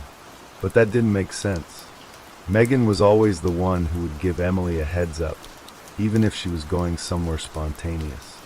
It was like she wasn't here anymore. Emily paced back and forth, her mind racing. She tried calling Megan's phone, but it went straight to voicemail. Something was off. This wasn't just a normal disappearance. This felt wrong. Without thinking, Emily grabbed her jacket and walked out of the apartment, hoping to find Megan somewhere in the building. The hallways were quiet, almost too quiet for a Saturday morning. She knocked on the doors of a few of their neighbors, but no one had seen Megan. She called a few mutual friends. None had heard from her. The more she asked, the more she felt the weight of an unexplainable emptiness surrounding her. It was like the world was slowly erasing her roommate, and no one else seemed to notice. Emily returned to their apartment, her heart pounding. She tried to convince herself that Megan was just somewhere else, that she'd left without telling her. But the unease gnawing at her chest wouldn't go away. She opened Megan's door again, hoping to find some clue. The emptiness inside made her stomach twist. She scanned the room, looking for anything out of place, anything that might explain where Megan had gone. But there was nothing, except for one thing. A notebook.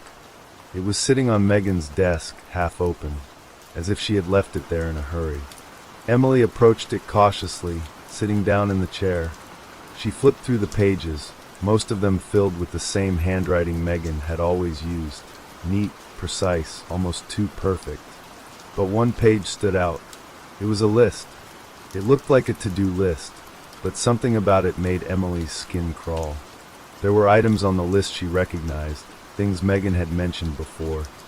Finish project for psych class, call mom, go for a jog, pick up groceries. But the last line stopped her cold. Check on Emily. A chill ran down her spine. She scanned the rest of the page, wondering if it was a mistake, or maybe just an odd coincidence. But no, Megan's handwriting was clear. It was definitely there. Emily's phone buzzed in her pocket, pulling her from her thoughts. She pulled it out quickly, hoping it was Megan, but the message was from her mom. Hey, honey, just wanted to check in. How are you doing? Emily's heart pounded harder in her chest. She quickly typed out a reply. Mom, have you seen Megan? She sent the message and stared at the screen, waiting. Her mom's reply came moments later. Who's Megan? Emily's stomach dropped. She stared at the message, her mind reeling. What was happening? How could her mom not remember who Megan was? She had to be confused. She had to be. But the more Emily thought about it, the more the pieces didn't fit together. It was like Megan had never existed in anyone's memory. No one remembered her. Her phone buzzed again. This time, it was a message from her friend, Jess. Is Megan okay? I heard from someone that she's been missing. Emily's fingers trembled as she typed back. What do you mean? Jess replied almost instantly. I don't know. They said no one knows where she is. But the weird thing is, no one even remembers her anymore. Like, she was never even here. Emily dropped her phone, her mind spinning. Her chest tightened with fear. She hadn't imagined it. Megan was gone. But the worst part was that the more Emily searched, the more it seemed like Megan had never existed at all.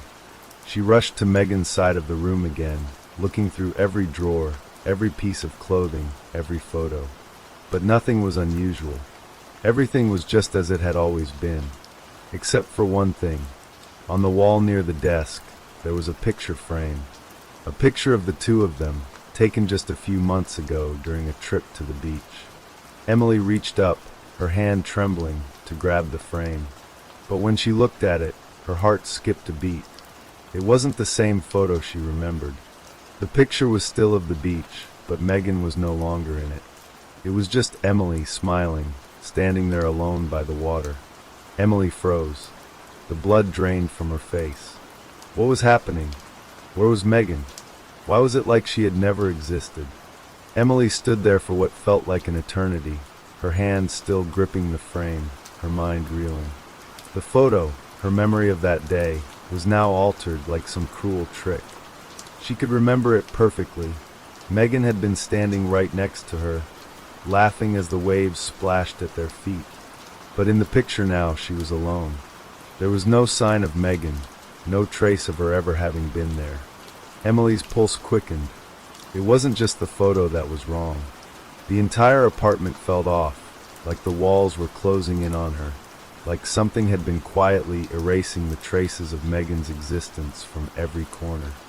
She dropped the frame back on the desk and stumbled back, her breath coming in short gasps. Her phone buzzed again, the sound cutting through the thick, oppressive silence. It was Jess, her words coming through in a string of hurried messages.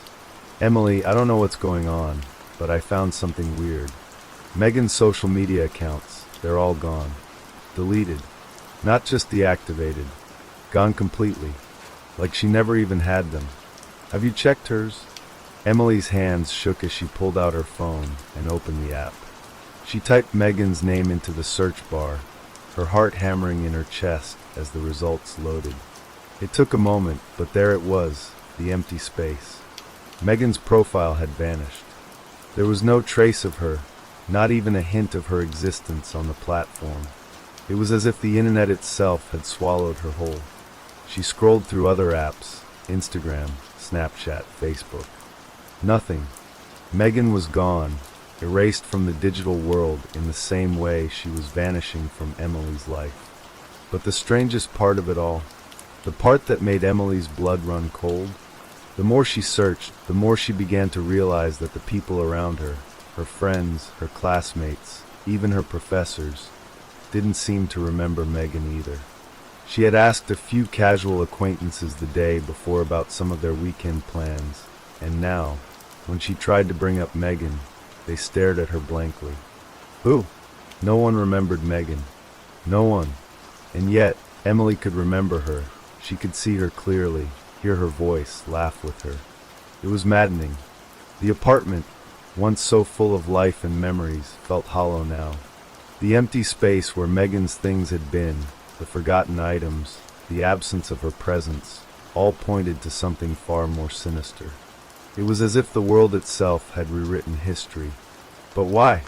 Why her? Why Megan? Emily's mind raced. She needed to find answers, and fast. Her thoughts snapped back to the one thing that had remained consistent, Megan's things. Her belongings were still here, untouched. The textbooks piled on her desk, her clothes in the closet, even her half-eaten snacks on the counter. Everything was still here, as if Megan had just stepped out for a moment, but the world was erasing her. Emily felt an overwhelming urge to search again, to look through Megan's things once more. Maybe there was something she had missed, some clue, some piece of evidence that would explain what was happening. She returned to the desk and opened the drawer that Megan used for her papers and pens. She rifled through it, her hands trembling, until she found a small, folded piece of paper. It was an old receipt, dated about a week ago. Emily unfolded it, her eyes scanning the items listed.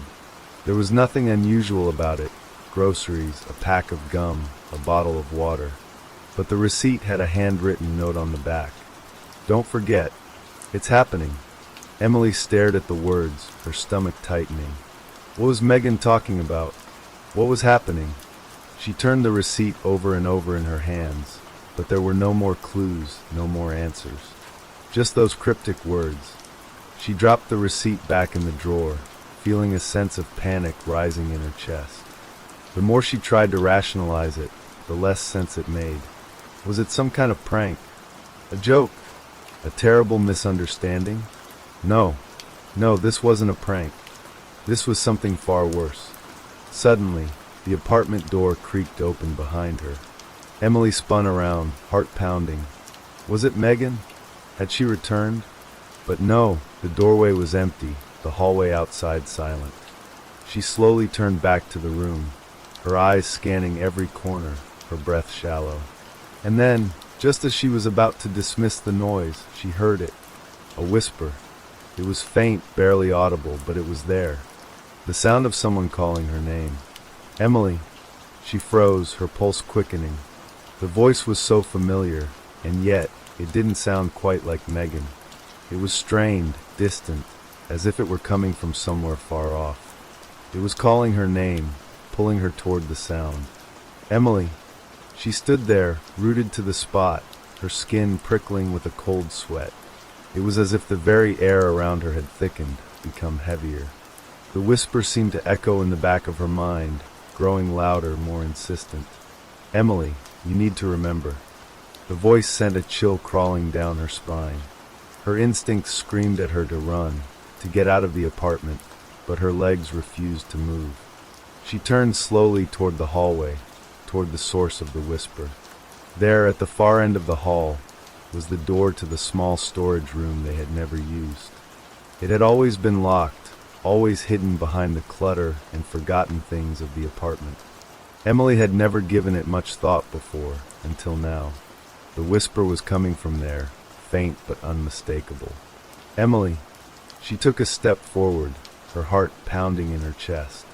The hallway felt longer than it ever had before, the darkness pressing in on her from all sides. With each step, her breath grew more erratic, her skin crawling. She had to find out what was happening, what was behind that door. She had to know the truth. When she reached the door, she reached out with trembling fingers to turn the knob. It was unlocked. Emily hesitated, but only for a moment. She pushed the door open slowly, the hinges creaking in protest. The room inside was small, dimly lit by a flickering overhead light. Dust hung in the air, and the shelves were filled with old boxes, papers, and forgotten knickknacks. But there, in the corner of the room, something caught her eye. A photograph. It was pinned to the wall, framed and covered in dust. It was the last thing she expected to see. Her and Megan. Except this time it wasn't the same picture. In the new version, Emily was standing there alone, but Megan was behind her, a shadowy figure, blurry, as if she didn't belong, as if she was fading from existence. Emily's breath caught in her throat.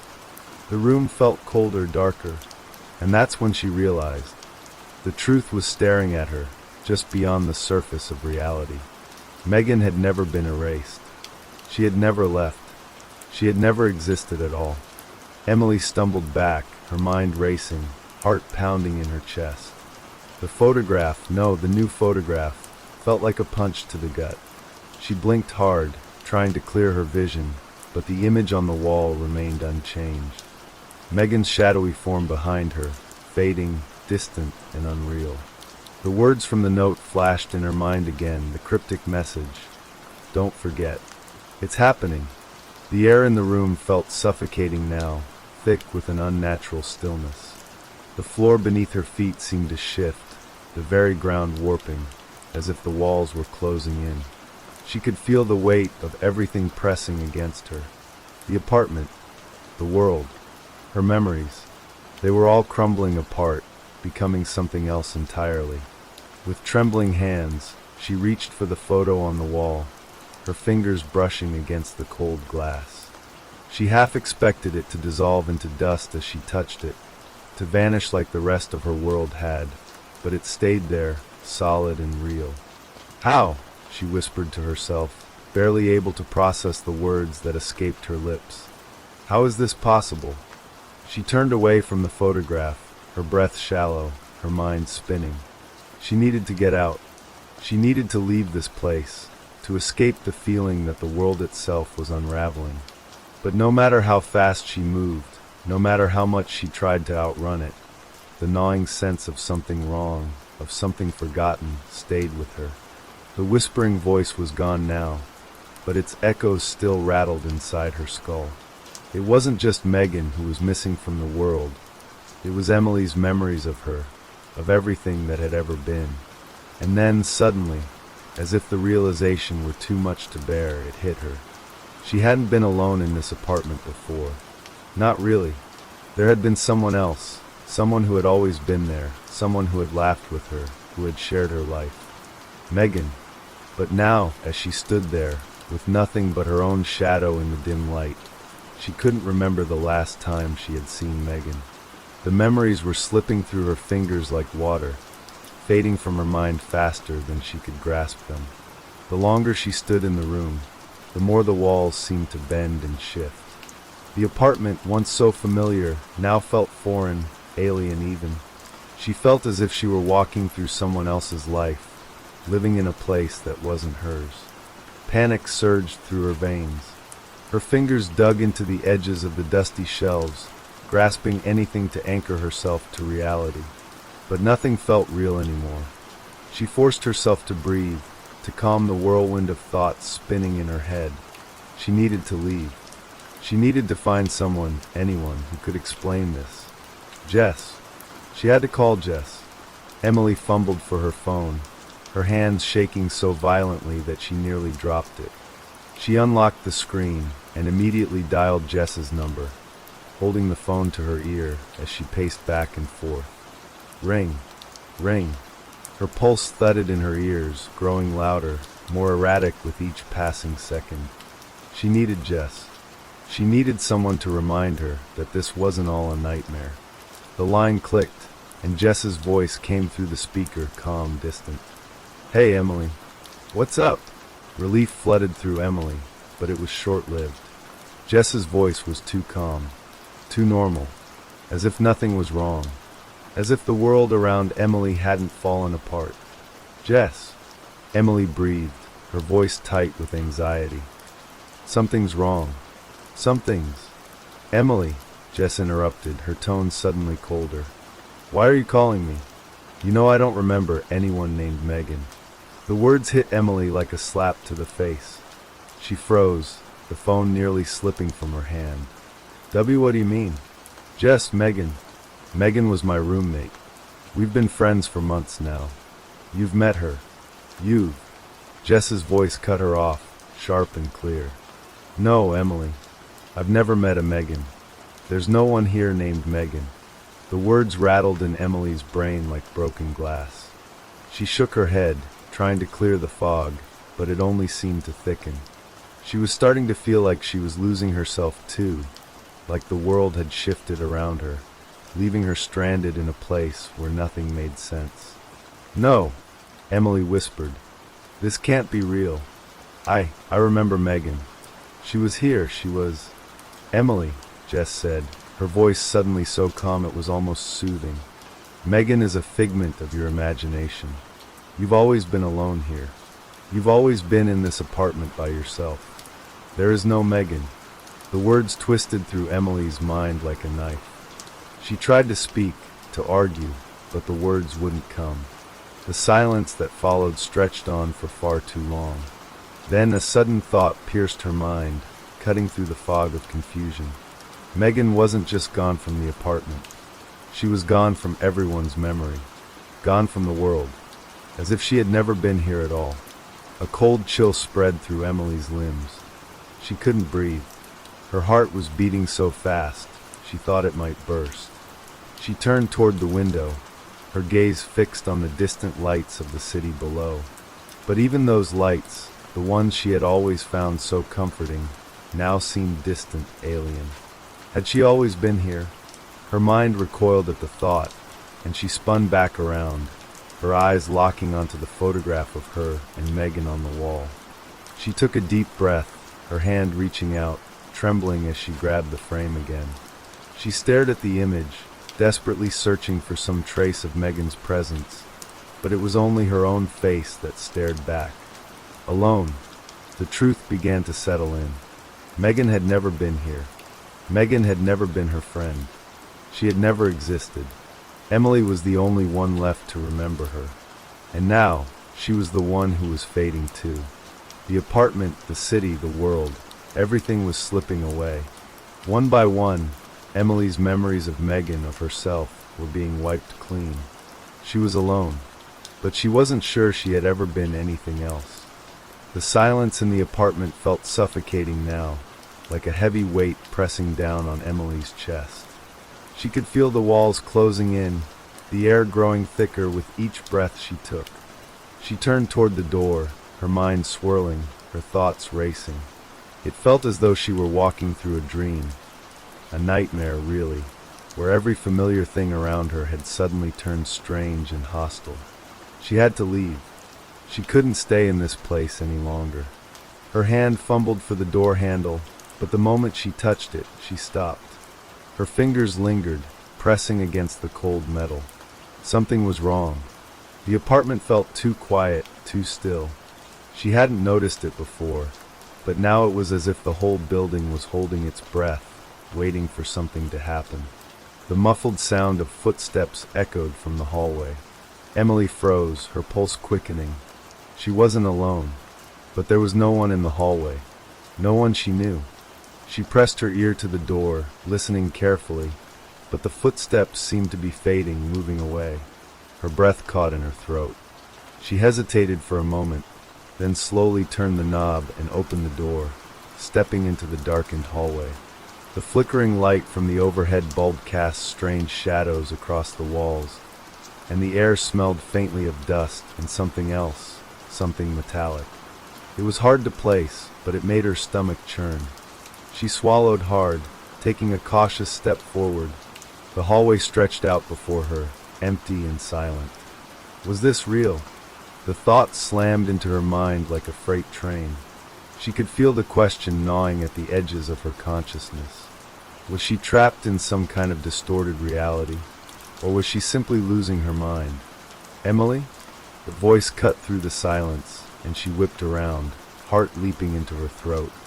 She expected to see Megan, but there was no one there. She looked down the hallway, but it was empty. There was only the flickering light, casting eerie shadows on the walls. Her hand trembled as she reached for the doorframe, trying to steady herself.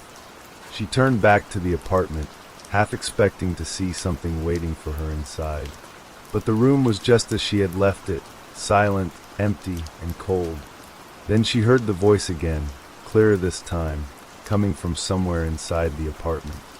It was soft but unmistakable. Emily. It wasn't Megan. It was her own voice. She spun around, her breath catching in her chest. She knew that voice. She knew it. But hearing it like this, disembodied from nowhere, made her feel as if her own identity was slipping away.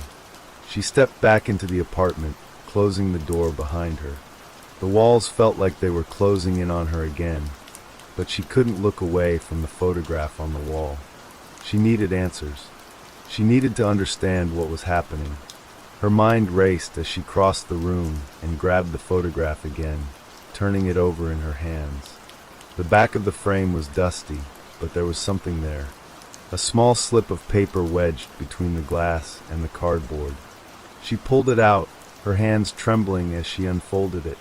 The note was brief, scribbled in messy handwriting that she didn't recognize.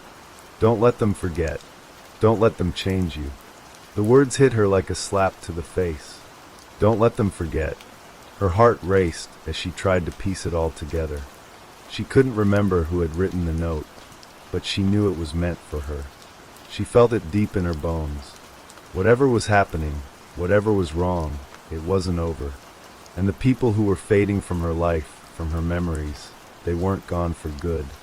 She felt a chill run through her, like something cold and dark was creeping up her spine. And that's when she noticed it. The reflection in the glass of the photograph was wrong. At first, she thought she was imagining it. She blinked, rubbed her eyes, but when she looked again, the figure standing behind her was unmistakable.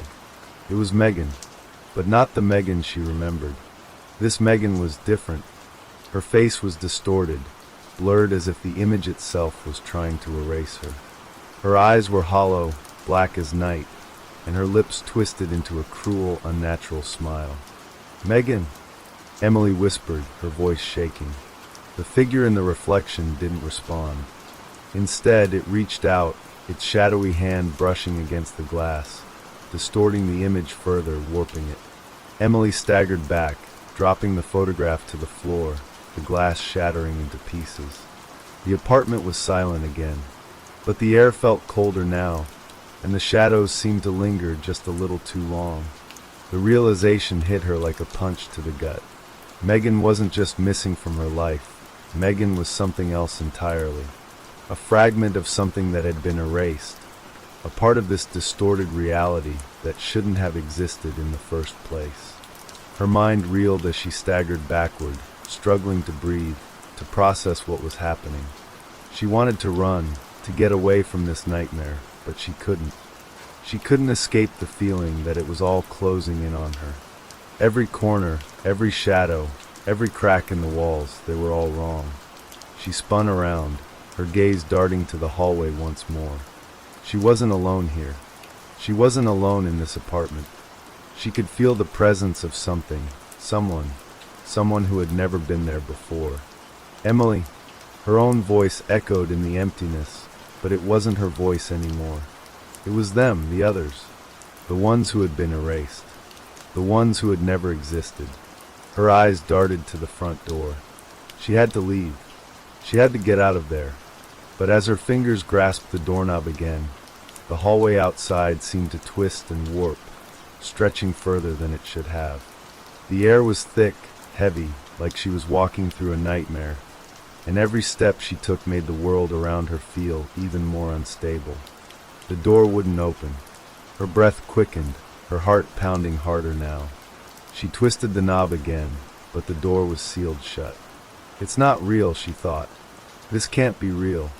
The voice that had once been hers whispered in her mind again, "Don't forget." Her hand shot to her mouth as the tears began to spill down her cheeks. She wanted to scream. She wanted to shout, to beg for someone, anyone, to help her. But deep down she knew. She knew there was no one left to remember her. No one left but the shadows. The silence stretched on, thick and oppressive, and the weight of it seemed to suffocate Emily, crushing her chest with every breath. She stared at the door, willing it to open, but the air around her felt frozen. The shadows in the corners of the room shifted, their movements too quick to track, too subtle to understand, but unmistakable in their presence. "Don't forget." The voice echoed again, clear and sharp. Emily's heart thudded in her chest, but she couldn't look away from the door. Her fingers tightened on the knob, pulling, pushing, trying desperately to force it open. She screamed in frustration, her voice cutting through the silence like a blade, but it didn't help. The door remained locked, the sound of her voice swallowed up by the walls that seemed to close in tighter with every passing second. "Why won't you let me leave?" she gasped, her voice cracking with the weight of the question, even though she wasn't sure who she was asking. Her eyes darted to the hallway again. The apartment was now a distorted version of itself, a twisted echo of the place she had once called home. The walls seemed to stretch away from her, pulling at the corners, elongating the space until it felt infinite, like an endless tunnel. A flicker in the hallway caught her eye, a shadow, something moving just beyond her reach. She wasn't sure what it was, but it felt wrong. Her legs shook, but she couldn't stand still. She turned away from the door, her mind spiraling with confusion and fear, and took a hesitant step toward the hallway. The sound of her footsteps echoed in the vast emptiness. It was the only sound she could hear, and it made her feel even more isolated, as if she were the last person left in the world. She crept down the hallway, her eyes scanning the dimly lit apartment. Everything looked wrong. The furniture was out of place, the objects scattered on the floor. A chair was overturned, books were strewn across the carpet. The entire room had been ransacked, though she couldn't remember ever being in a state of disarray like this before. It looked like a storm had passed through, but no storm had come. "I'm losing my mind," she thought, her breath shallow. "I must be." But then something caught her eye, something so small, so seemingly insignificant, but so chilling that her body froze. A piece of paper, lying on the floor near the overturned chair. It was a note, folded neatly. Emily bent down, her fingers trembling as she unfolded it, and her blood ran cold when she saw the handwriting. It was her handwriting. The note read, "You are not alone." The words burned into her mind as though they had been branded there. Her throat tightened. She had written this, hadn't she? But she couldn't remember doing it. She hadn't seen this note before. She hadn't even seen this paper before. "Who wrote this?" she whispered, her voice barely audible. She looked up, her gaze darting around the room, searching for any sign of movement, any indication that she wasn't alone. But there was nothing, only the suffocating silence that pressed in from all sides. Her hands shook violently as she folded the note back up, slipping it into her pocket. She needed to get out of this place. She needed answers. But where could she even go? She had nowhere else to turn. Her mind was starting to break, unraveling at the edges, like a torn fabric that couldn't be stitched back together. As she stood there, feeling more and more detached from reality, she heard it, the unmistakable sound of a door opening behind her. She spun around, heart in her throat, expecting to see someone standing there, someone familiar. But there was no one, just the dim hallway that stretched out before her, empty and silent. But something was different this time. The door wasn't just open, it was inviting. The faintest glimmer of light flickered from the crack, drawing her in like a moth to a flame. Emily's hand moved almost of its own accord, reaching for the door. She wasn't sure why, maybe it was curiosity, or maybe it was desperation. But she couldn't resist. The door swung open easily, and the room beyond was different. It was colder, darker. The walls were bare, with nothing but a single flickering light bulb hanging from the ceiling.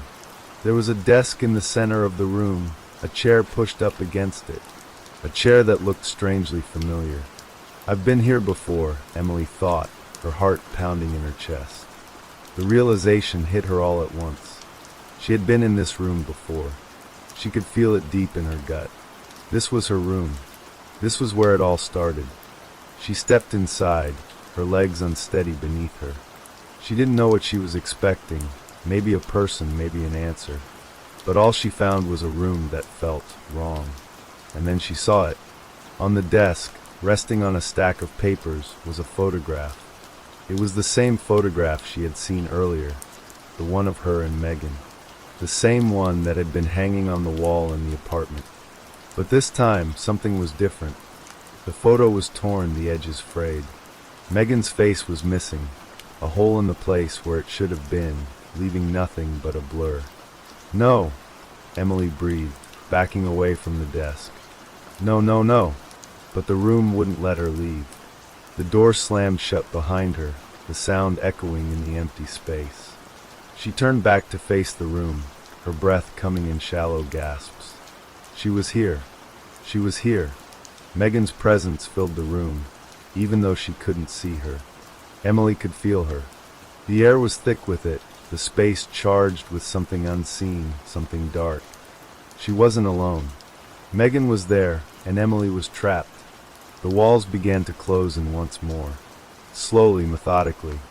Emily backed up, her eyes wide with terror as the space around her shrank, squeezing her into the center of the room. The room seemed to pulse with energy, as though it were alive, breathing in time with her. "Help me," Emily whispered, her voice hoarse. A cold wind blew through the room, swirling around her. She reached out, trying to grab onto something, anything, but there was nothing. The room felt like it was moving, twisting, turning, like it was changing shape, distorting itself around her. And then, just as quickly as it had begun, everything stopped. The walls stopped closing in. The air cleared. The room was still. And then she heard it, the voice. Soft at first, like a whisper, but growing louder with each passing second. "Emily," it called. She spun around, her pulse racing. The voice came from everywhere, surrounding her, closing in on her. "Megan," she gasped. The voice answered her. "Don't forget." The world went black. When Emily's vision returned, it wasn't as she expected. The darkness that had swallowed her whole had now receded, but it left something more terrifying in its wake. Her mind had been torn from the grip of the room, yet it was still there. The feeling that something was watching her, something waiting, was overwhelming. It was as if the darkness had never truly left, only taking on a different form. She blinked, trying to clear the fog in her head, but the world around her remained warped. The walls, the desk, the torn photograph, they were still there. But now they seemed even more alien, twisted into something wrong. The edges of the furniture blurred, faint outlines that flickered in and out of focus. The light bulb overhead buzzed with a faint, irritating hum, casting jagged shadows across the room that seemed to move on their own. Her breath came in quick, shallow bursts as she forced herself to move. She needed to leave. Whatever this was, whatever game was being played, she needed to get out of this nightmare. But as she stepped forward, she realized something was different. The floor beneath her feet was no longer solid. It felt soft, spongy, like she was walking on wet sand or a deep carpet of moss. She hesitated, looking down, and for a moment, the world seemed to tilt beneath her. The room shifted again, the walls contorting as though they had minds of their own. She stumbled backward, her eyes wide with panic. The floor had become a thick, dark sludge, pulling at her shoes, dragging her downward. Emily gasped, her heart slamming against her ribs. The air around her thickened again, choking her as the once solid space seemed to dissolve into an abyss. "No!" she screamed, her voice thin and desperate. "No, I don't." Her voice was cut off as a cold hand suddenly gripped her wrist. She spun around, the world spinning with her, only to find herself face to face with the thing that had been haunting her from the very beginning. Megan. But it wasn't Megan. Not anymore. Her friend's face was hollow, empty, with a gaping hole where her eyes should have been. The skin was pallid, stretched too thin over the skull, as though something beneath the surface had rotted away. Her lips curled into a slow, mocking smile, but her face, it was wrong. The proportions of her features had become distorted, cruel. The absence of her eyes seemed to suck the light from the room, leaving only darkness. "Megan," Emily whispered, her voice trembling. She had to ask, even though she knew the answer. She had to know if this was really her. The figure in front of her didn't answer. Instead, the hollow shell of Megan moved closer, her breath cold on Emily's face. "You don't remember," the thing whispered, its voice far too deep to be Megan's. The sound was metallic, like it was coming from the other side of a thick glass. Emily recoiled, her pulse hammering in her ears. What are you? What have you done to Megan?" Her voice shook, but she couldn't stop herself from asking. The figure smiled again, but the smile never reached its eyes, or the hollow, dark voids where eyes used to be. "You don't remember," it repeated, its voice growing louder, more insistent. It wasn't a question. It was a fact. A curse. Emily's legs buckled beneath her, but she couldn't look away from Megan's face, or what had been Megan's face. "No, please no," she pleaded, her hands gripping the floor for support, the sludge creeping up her legs. But the figure's hands moved, too. Slowly, with purpose.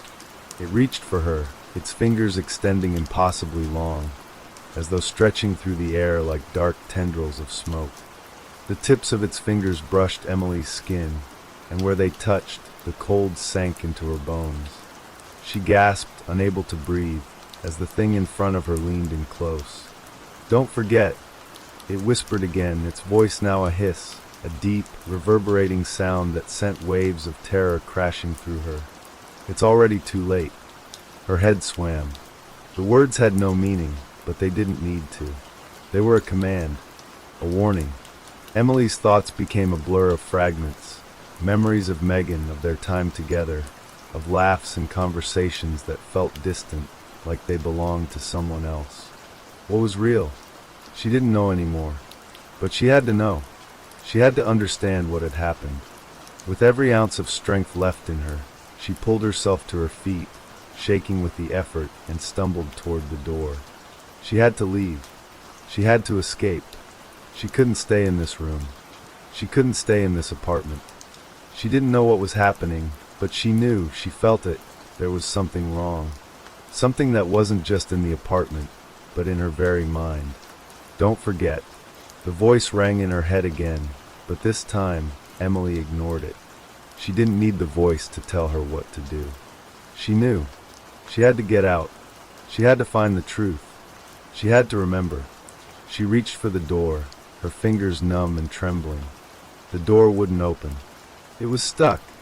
Her heart began to pound, her breath quickening as she shoved her shoulder against it, trying to force it open.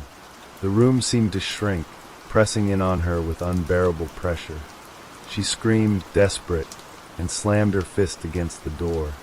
And then suddenly it opened. The air hit her like a cold wave, the dark, suffocating room giving way to the hallway outside. The hallway was unchanged, just as it had been when she had first entered this place, but something in her had shifted. A shift in perception, in understanding. There was no going back, no way to unsee what she had seen. Her mind reeled with questions, but Emily knew one thing for sure. She wasn't the same. She couldn't be. The darkness in the room, in the hallway, had consumed her, and there was no escape from it. As she stepped out into the corridor, the shadows twisted. The light above flickered erratically, and then the door slammed shut behind her. "Don't forget."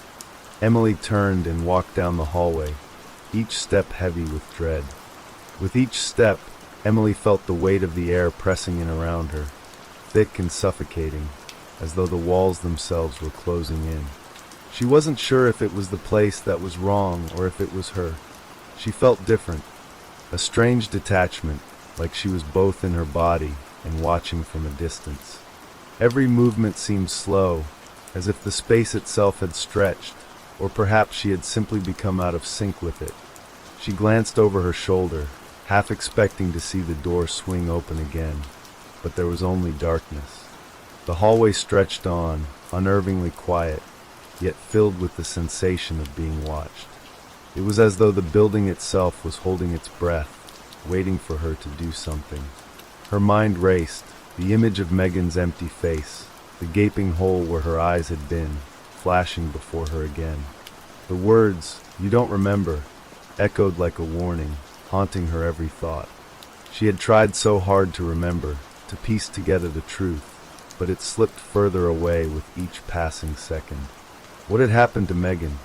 Why was there no record of her? It's already too late. The words came to her again, whispered in her mind, too real to ignore. They wrapped around her, tightening their grip, feeding the panic that clawed at her chest. She couldn't remember how long she had been wandering, lost in the maze of hallways, each door she passed looking the same as the last. She couldn't tell if the place was just an apartment complex or something much darker. The more she walked, the more disoriented she became. The walls stretched endlessly as if mocking her, the dim lights flickering overhead like a cruel joke.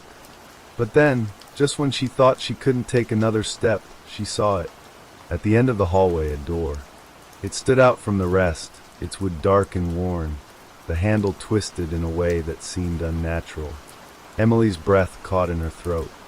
The door beckoned her, its presence both familiar and foreign, as though it held the answers to everything. She didn't hesitate. Her hand reached for the doorknob, its cold metal sending a shiver up her spine. She turned it slowly, the soft creak of the door echoing in the silence. As it opened, a gust of cold air swept through the hallway, extinguishing the light above her. The room beyond was cloaked in shadow, but Emily stepped inside without a second thought. The room was small, bare except for an old wooden table in the center.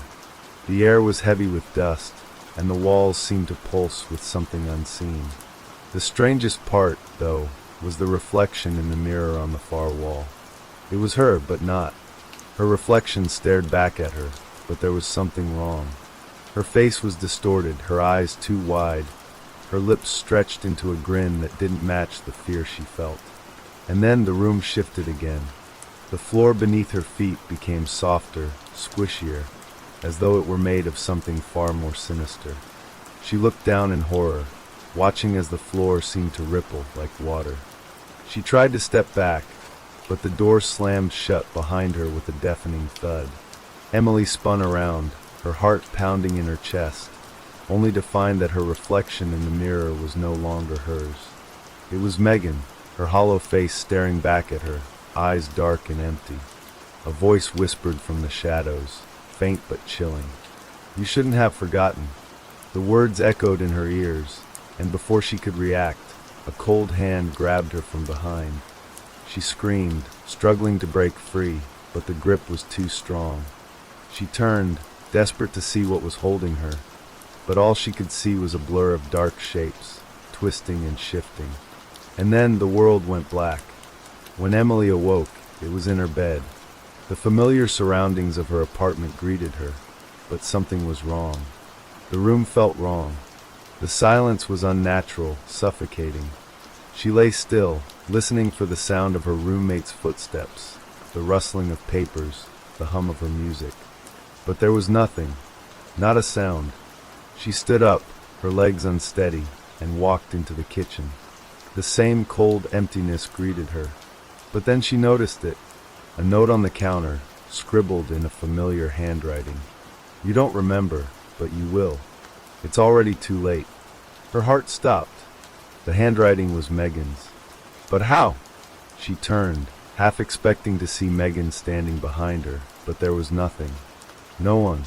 The apartment was empty. Emily's legs gave way, and she sank to her knees, the cold realization settling in like a weight in her chest. She had forgotten something, something vital, and now there was no turning back, no way to undo the past. The silence around her thickened, and the shadows in the corners of the room seemed to watch her, waiting for something, waiting for her to remember.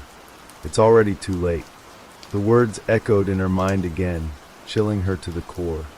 And as the darkness in the corners of the room began to crawl closer, Emily understood. Whatever had happened, whatever she had forgotten, was coming for her, and there was no escape. In the distance, she heard a faint whisper, growing louder, drawing closer. The voice was familiar, too familiar.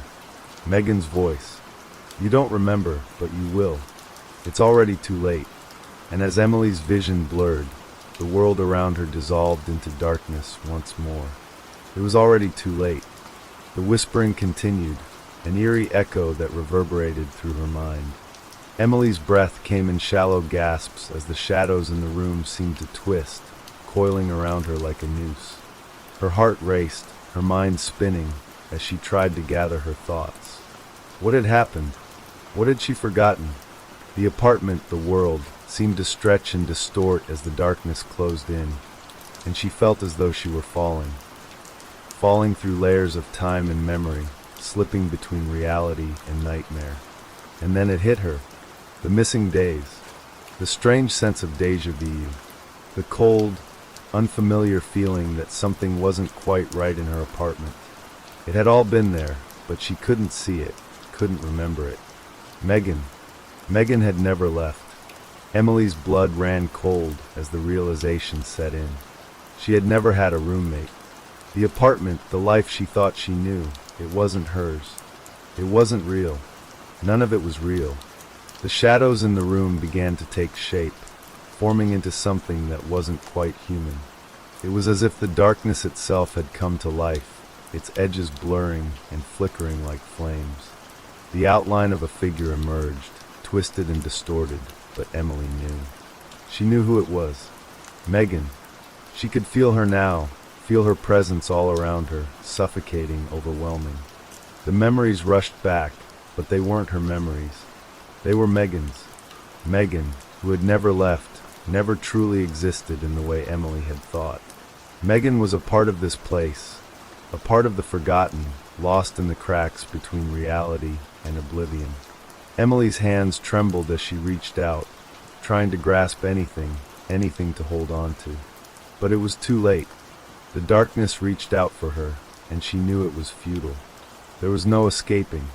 She had been drawn into this world, this place of lost memories and empty shadows, and now she was part of it.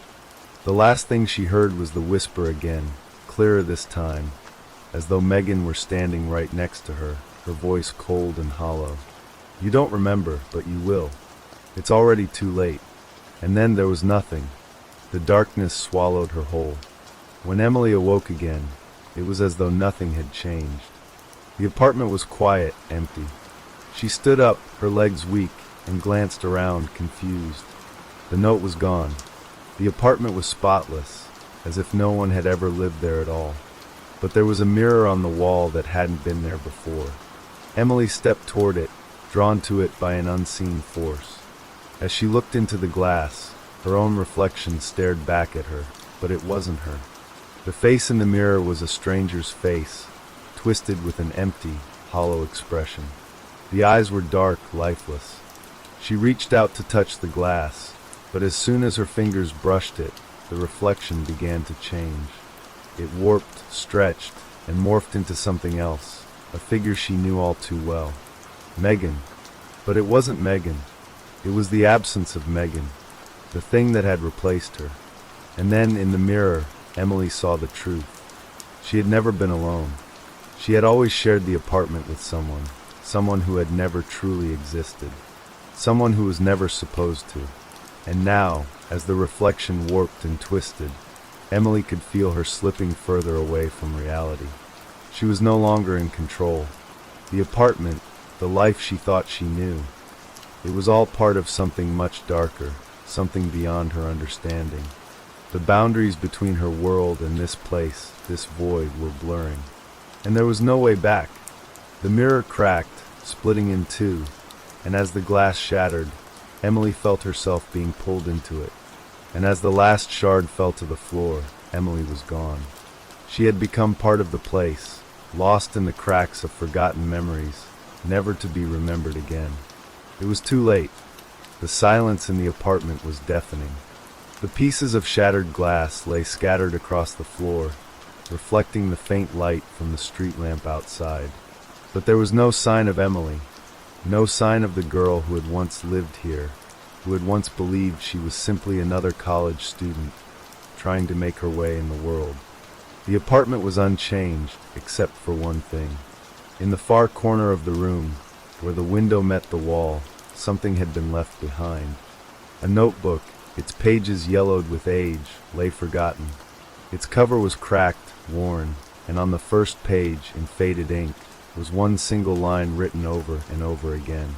She never existed. She never existed. She never existed.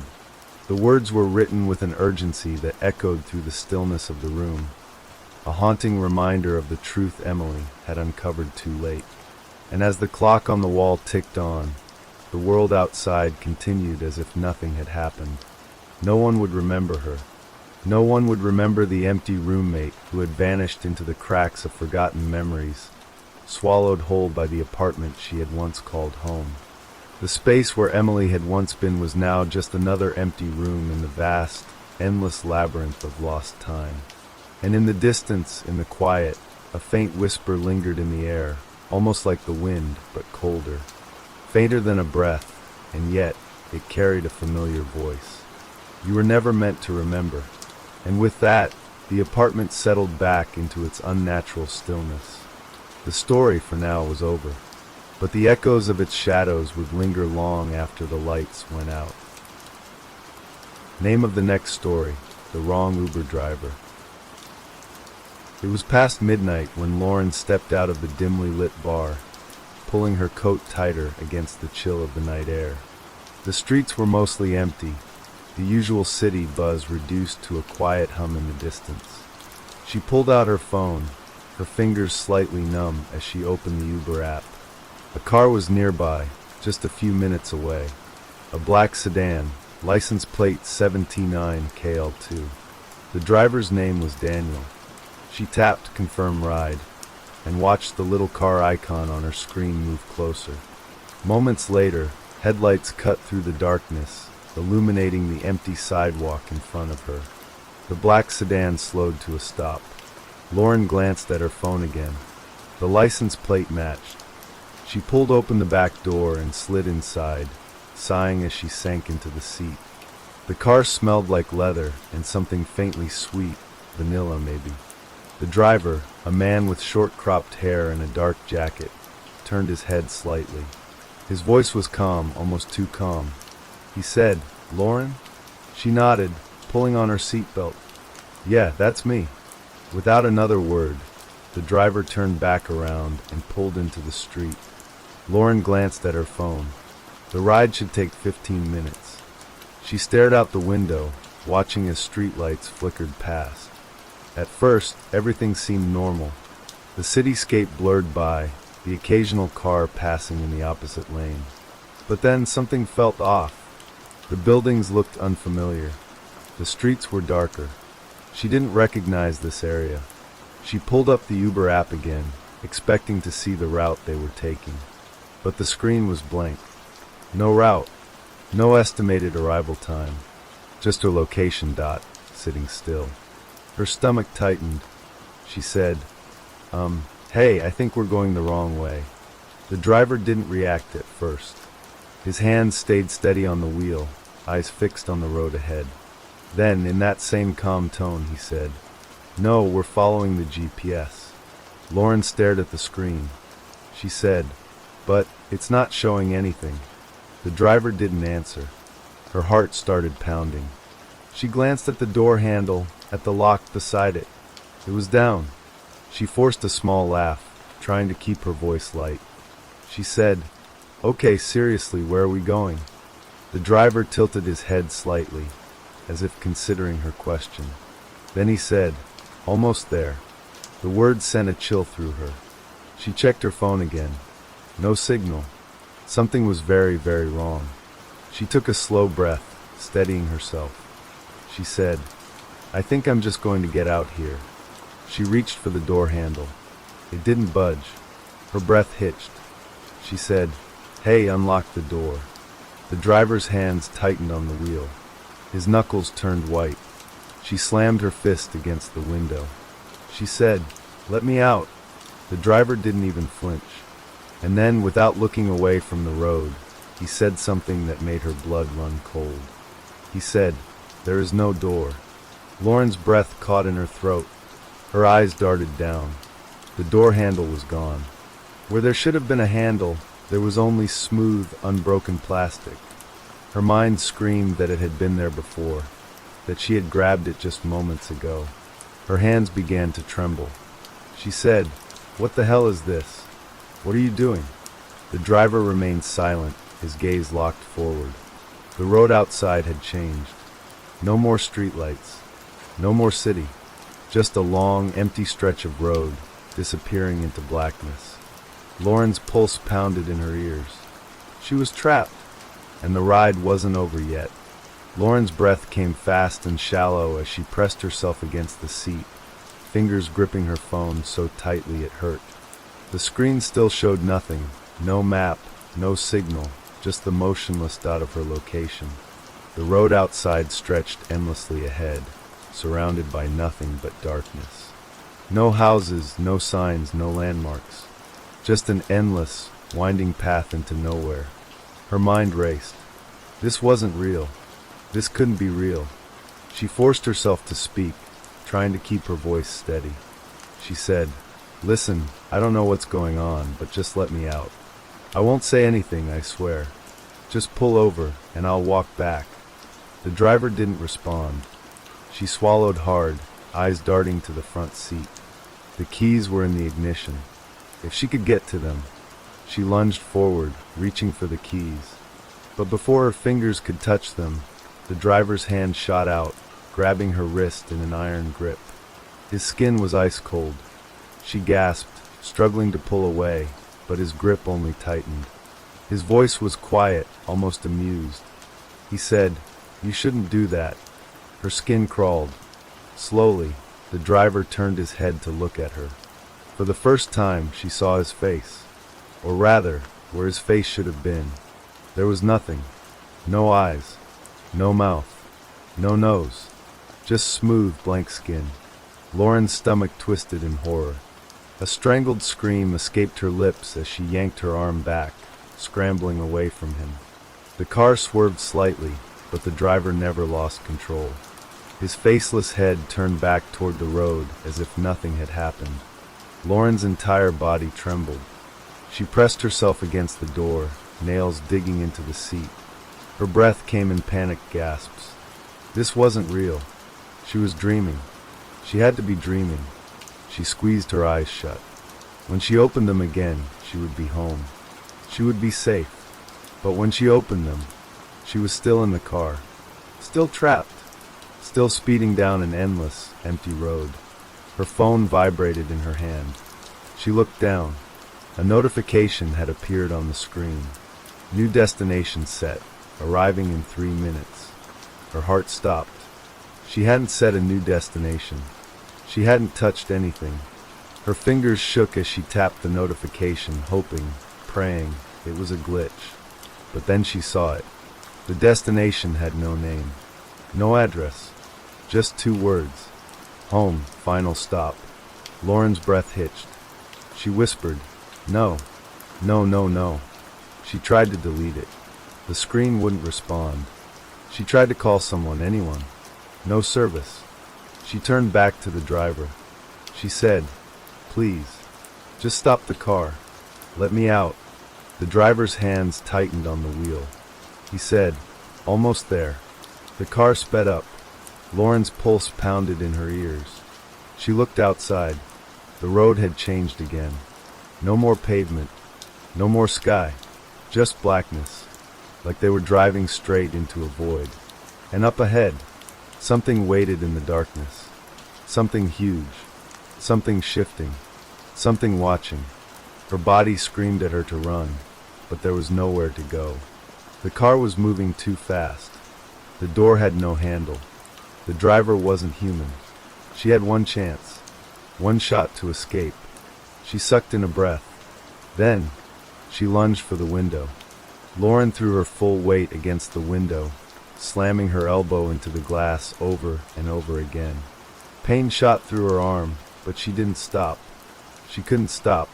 The car roared forward, the dark void swallowing the road behind them. Whatever was waiting up ahead was growing clearer. A shape, shifting and twisting, its presence wrong in a way her mind couldn't fully understand. The window wouldn't break. The door wouldn't budge.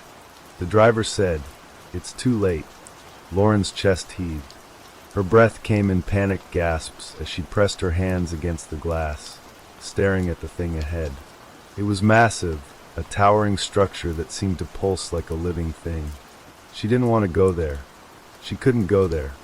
Her heart pounded as she turned to the front of the car. The keys.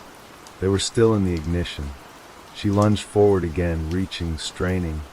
The driver grabbed her wrist again, his grip like frozen steel. He said, "You don't belong anywhere else." Lauren screamed. Her nails dug into his skin, but he didn't flinch. His head turned toward her, his blank, featureless face inches from hers. She could hear something, a sound like whispering, but not from him.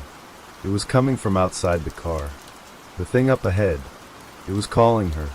Her entire body trembled. She wasn't going to make it. She wasn't going to get out of this. Her breath came in sharp, ragged bursts as she did the only thing she could think of. She sank her teeth into the driver's arm. His grip loosened, just for a second, and that second was all she needed. She yanked free, lunging forward. Her fingers wrapped around the keys, and she twisted them hard. The engine died. The car shuddered violently as it lost control, tires screeching against the road. Then, the world flipped. Lauren felt herself lifted, weightless for a terrifying moment, before everything crashed around her. Glass shattered. Metal groaned. Her body slammed against the roof, the seat, the door. And then, darkness. Lauren drifted between consciousness and darkness. A deep, throbbing pain filled her skull, and something warm trickled down her forehead. For a long moment, she didn't move. She couldn't. The world felt distant, muffled, like she was trapped underwater. Then the memories slammed back into her head all at once. The driver. The crash. The thing on the road. Her eyes flew open. She was upside down. The car lay on its roof, the windshield shattered, jagged shards of glass glinting in the dim, unnatural glow that came from outside. A low hum vibrated in the air. Lauren's stomach twisted. She turned her head, ignoring the sharp pain in her neck.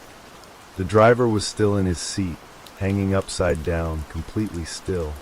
Blood dripped from his arm, the spot where she had bitten him now an inky black wound. She held her breath. He wasn't moving.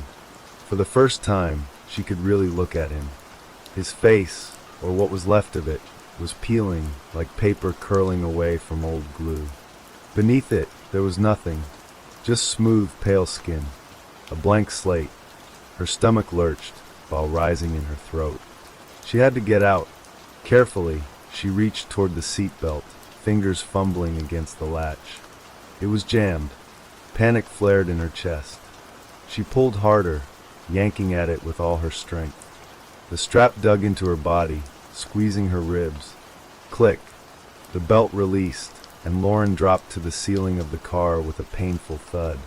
She winced but forced herself to move, crawling toward the shattered window. The humming outside grew louder. Something was waiting for her. She didn't care. She squeezed through the broken glass, feeling it tear at her clothes, at her skin. And then, she was outside. The air was thick, heavy, and wrong. She turned her head slowly, and there it was, the thing the car had been driving toward. It wasn't a building. It wasn't a road sign. It was a door, a massive, wooden door standing alone in the middle of the empty road. It had no frame, no walls, just the door, stretching impossibly high into the swirling, endless dark. And it was open. A deep, gaping void waited beyond it. The humming grew louder, turning into whispers. Something inside the door was watching her, waiting. Lauren's breath hitched. She took a slow step back, and a hand wrapped around her ankle. Her heart stopped. She looked down. The driver. He was crawling out of the car. His face was gone now, completely erased. And yet, somehow, she knew he was smiling. He said, "You were never meant to leave." Lauren screamed, yanking her leg free. The driver's grip was ice cold, his fingers feeling more like metal clamps than flesh. She stumbled backward, nearly falling as she scrambled away from the overturned car. The driver moved slowly, unnaturally, pulling himself forward with stiff, jerking motions. His hands dug into the asphalt, his nails splintering as he dragged his body toward her. Lauren's breath came in ragged gasps. She turned, ready to run, and the door creaked open wider. A gust of freezing wind poured from the void beyond it, carrying with it a sound that made her blood freeze. A whispering chorus of voices. Not words, not even human, just hunger. Lauren clamped her hands over her ears. It didn't help. The sound slithered into her mind, filling her head with whispers and echoes of things she didn't understand. Her vision blurred. She was being pulled toward it, not by hands, not by force, but by something deeper, like a hook in her soul. She dug her heels into the pavement, trying to resist, but the ground beneath her felt like it was tilting, dragging her closer to the massive, open door. The whispers turned to laughter. Behind her, the driver finally stood. She didn't want to turn around. She had to. He wasn't alone anymore. More figures stood with him. They had no faces, no eyes, no mouths, just smooth, empty skin. And they were all watching her. Lauren let out a choked sob. She ran. Her feet barely touched the ground as she sprinted toward the trees on the side of the road, her only thought being to get away from the door, from them, from whatever this place was. The laughter followed her. The figures didn't run after her. They didn't need to. The trees were wrong. Lauren realized at the moment she stepped into the darkness between them. The branches twisted, reaching toward her like grasping hands. The deeper she went, the thicker the air became, pressing in around her like she was wading through deep water. And then, she heard footsteps, right behind her. She whirled around. No one was there, but the whispers were closer now. They knew her name. A low voice murmured, "You never should have left the car, Lauren." A cold breath touched her ear. Lauren ran faster. She had no idea where she was going. The road was gone. The sky was gone. There was only the forest, stretching forever, and the door waiting behind her, open wide. Lauren's legs burned, her lungs screamed for air, but she didn't stop running. The trees blurred past her, their twisted branches stretching down like skeletal fingers. Every few steps, she glanced over her shoulder, but the road was gone, the faceless figures were gone. Only the trees remained. But she wasn't alone. The whispers followed. They slithered between the trunks, curling around her, soft and mocking. Some voices sounded like her own. Others were deep, hollow, and possibly old. Lauren sobbed, shaking her head. No, this isn't real. It's a dream." A voice whispered, "Then wake up." A hand grabbed her wrist. Lauren shrieked, twisting violently.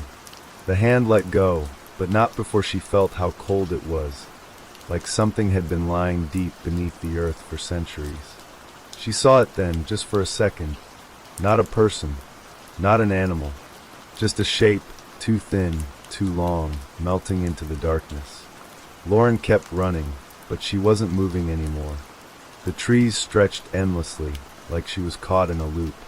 Every turn led her back to where she started. The whispers laughed.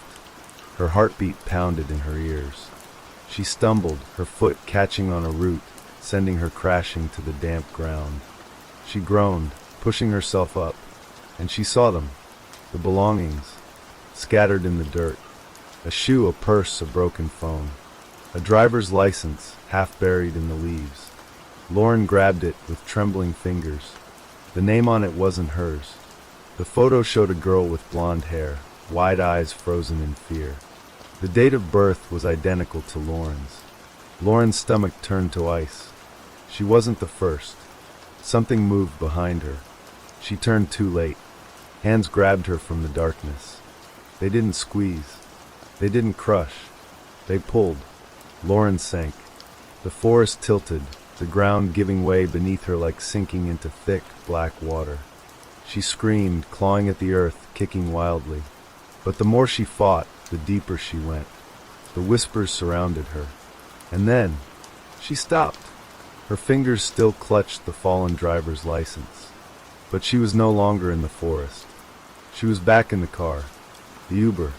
The driver sat in the front seat, his hands resting lightly on the wheel. The GPS screen was still blank. Lauren gasped for breath, her body shaking violently. She looked down at her hands. Dirt was still under her nails.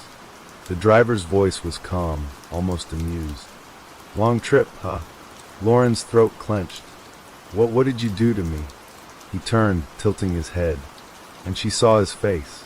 Or rather, the absence of one. Lauren's breath hitched in her throat. The driver's face, or the place where his face should have been, was smooth, featureless, empty. No eyes, no nose, no mouth, just a blank slate of flesh. Her body locked up in sheer terror. She pressed herself against the car door, her fingers scrambling for the handle. It wouldn't budge. The driver chuckled, or at least the sound of a chuckle filled the car, though it didn't come from any mouth. It echoed from all around her. He tilted his head, his featureless face shifting slightly like something was crawling underneath the skin. His voice was amused. "I don't know why you're so scared, Lauren. You ordered this ride." Her chest rose and fell rapidly. "He knows my name." Lauren's voice came out in a whisper. What are you?" The driver tapped the GPS screen with one long, bony finger. The screen was still completely blank. He said, "Just taking you where you're supposed to go." Lauren's pulse thundered in her ears. The car was still moving. But outside the windows, there were no streetlights, no city buildings, only endless blackness, shifting and stretching like liquid shadows. She wasn't in the real world anymore. She was somewhere else. Lauren's hands were shaking. She forced herself to breathe. Think. If she panicked, she was dead. She had to get out of the car. She tried the handle again. Still locked. She reached for her phone. It wasn't in her pocket anymore. The driver hummed a soft tune, tapping the wheel as if nothing was wrong. Lauren forced her voice to stay steady. "Take me home." The driver's fingers drummed against the dashboard. He sighed. "You don't want to go there." Lauren's jaw clenched. "Take me back. Right now." The driver turned his head fully toward her, even though the car was still moving at full speed. The motion was unnatural, his neck twisting too far, like his bones weren't put together right. His voice dropped lower. "I can't take you back, Lauren. You already left." Her blood ran cold. Already left? She glanced at her own hands. They still had dirt under the nails. A horrible thought crept into her mind. What if she never made it back to the car? What if her body was still out there, sinking into the dirt? What if this wasn't even her anymore? She felt something shift inside her, like she wasn't alone in her own body. Something was watching from inside her skin. Lauren sucked in a sharp breath, pressing both hands against her head. No, I'm still me. I'm still here." The driver chuckled again, and this time, it came from inside her head. "Are you?" Lauren screamed. Lauren's scream barely lasted a second before it cut off. The sound died in her throat, swallowed by the thick, unnatural silence inside the car. The driver tilted his head, as if amused. His smooth, featureless face was completely still, but she could feel his smile. It slithered over her skin, unseen but undeniable. Lauren clutched her head. Something was wrong inside her. A pressure, a presence, something else. It coiled in the back of her skull like a second heartbeat. She tried to focus. Think. Move. Her fingers curled into a fist. She drove it into the window. The glass didn't even crack. Lauren's breath came fast and shallow. No, I have to get out." Her eyes darted around the car, searching for anything, a weapon, a way out, a weakness.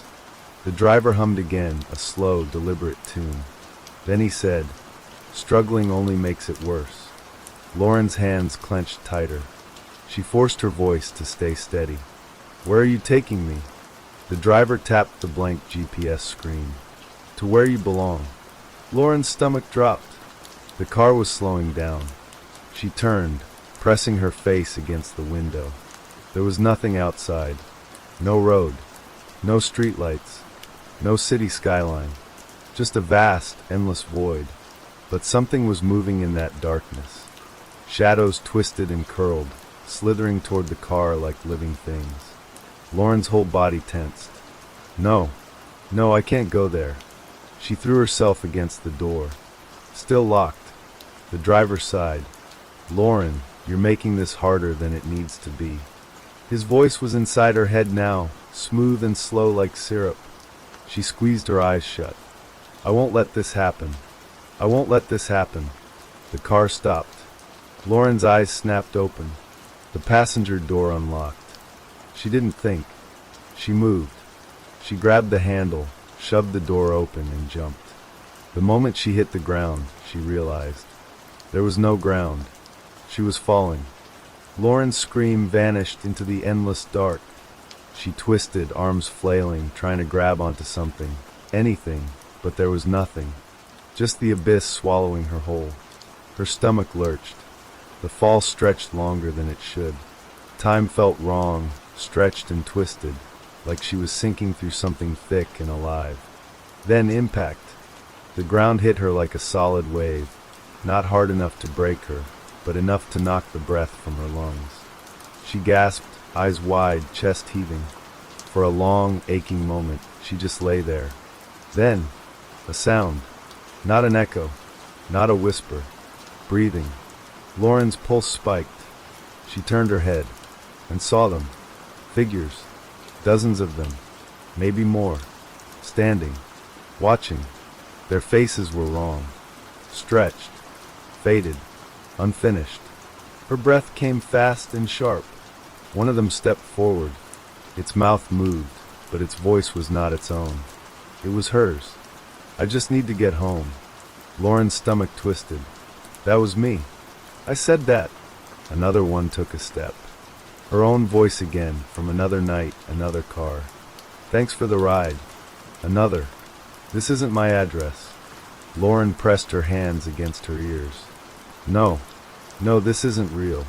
The figures were closing in. Their voices layered over each other, echoes of her own past. Every car ride, every passing moment she had forgotten, a chorus of herself. The first figure reached out. Its fingers were not fingers. They were car keys, metallic and cold, stretching toward her face. Lauren tried to crawl back, but the ground pulled at her, holding her in place. She was sinking. The figures pressed closer.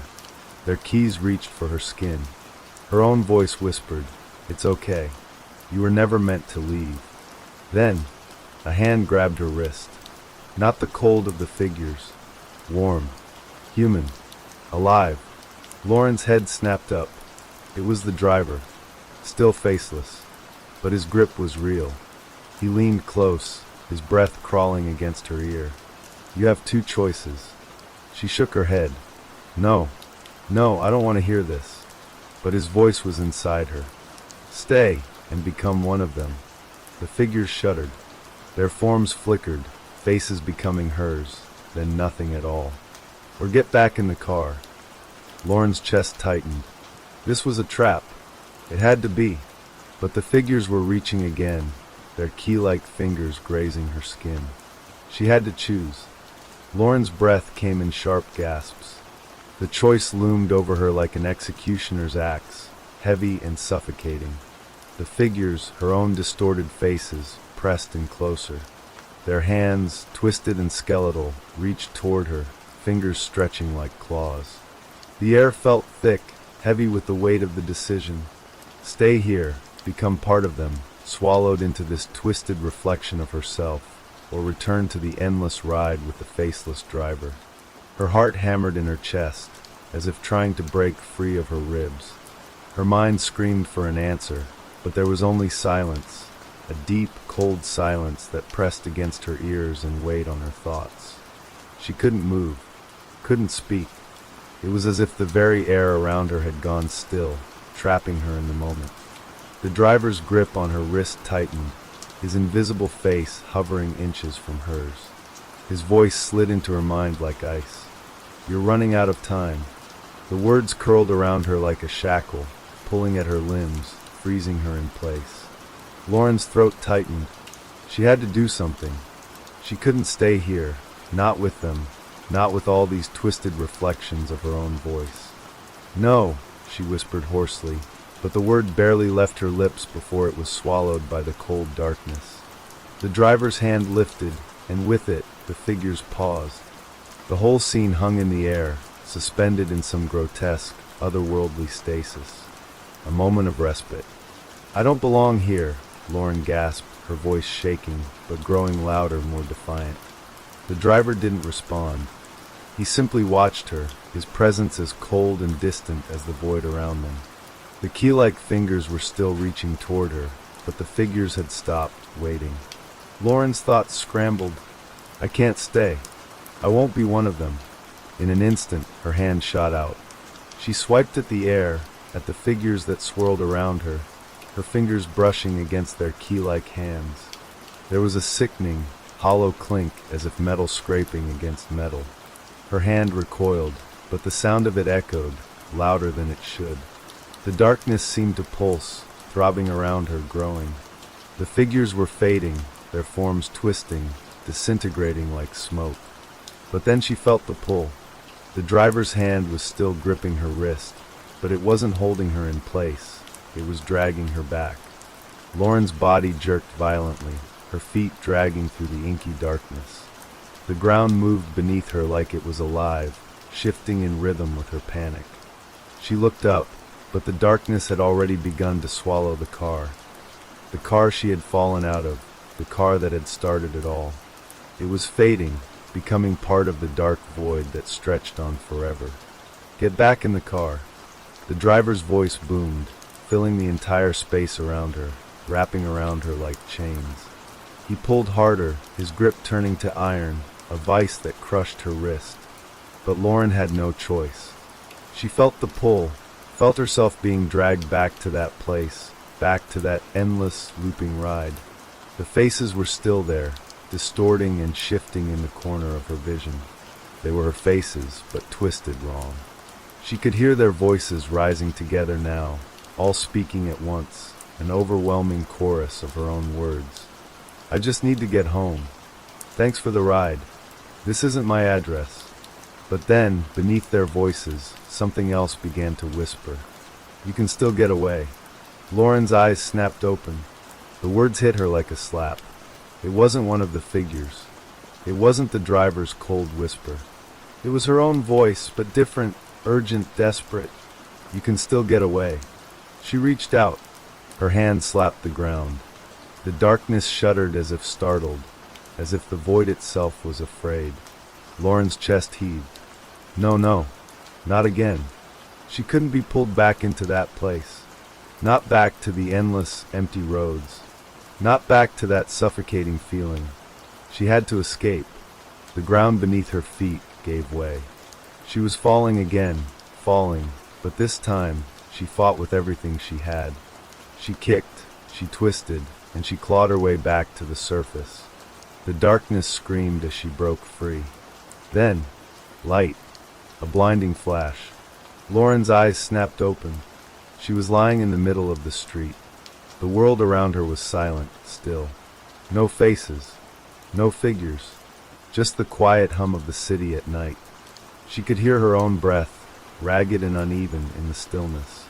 Lauren rolled over onto her hands and knees, blinking against the light. The car was gone. There was no trace of the driver, no sign of the darkness that had surrounded her.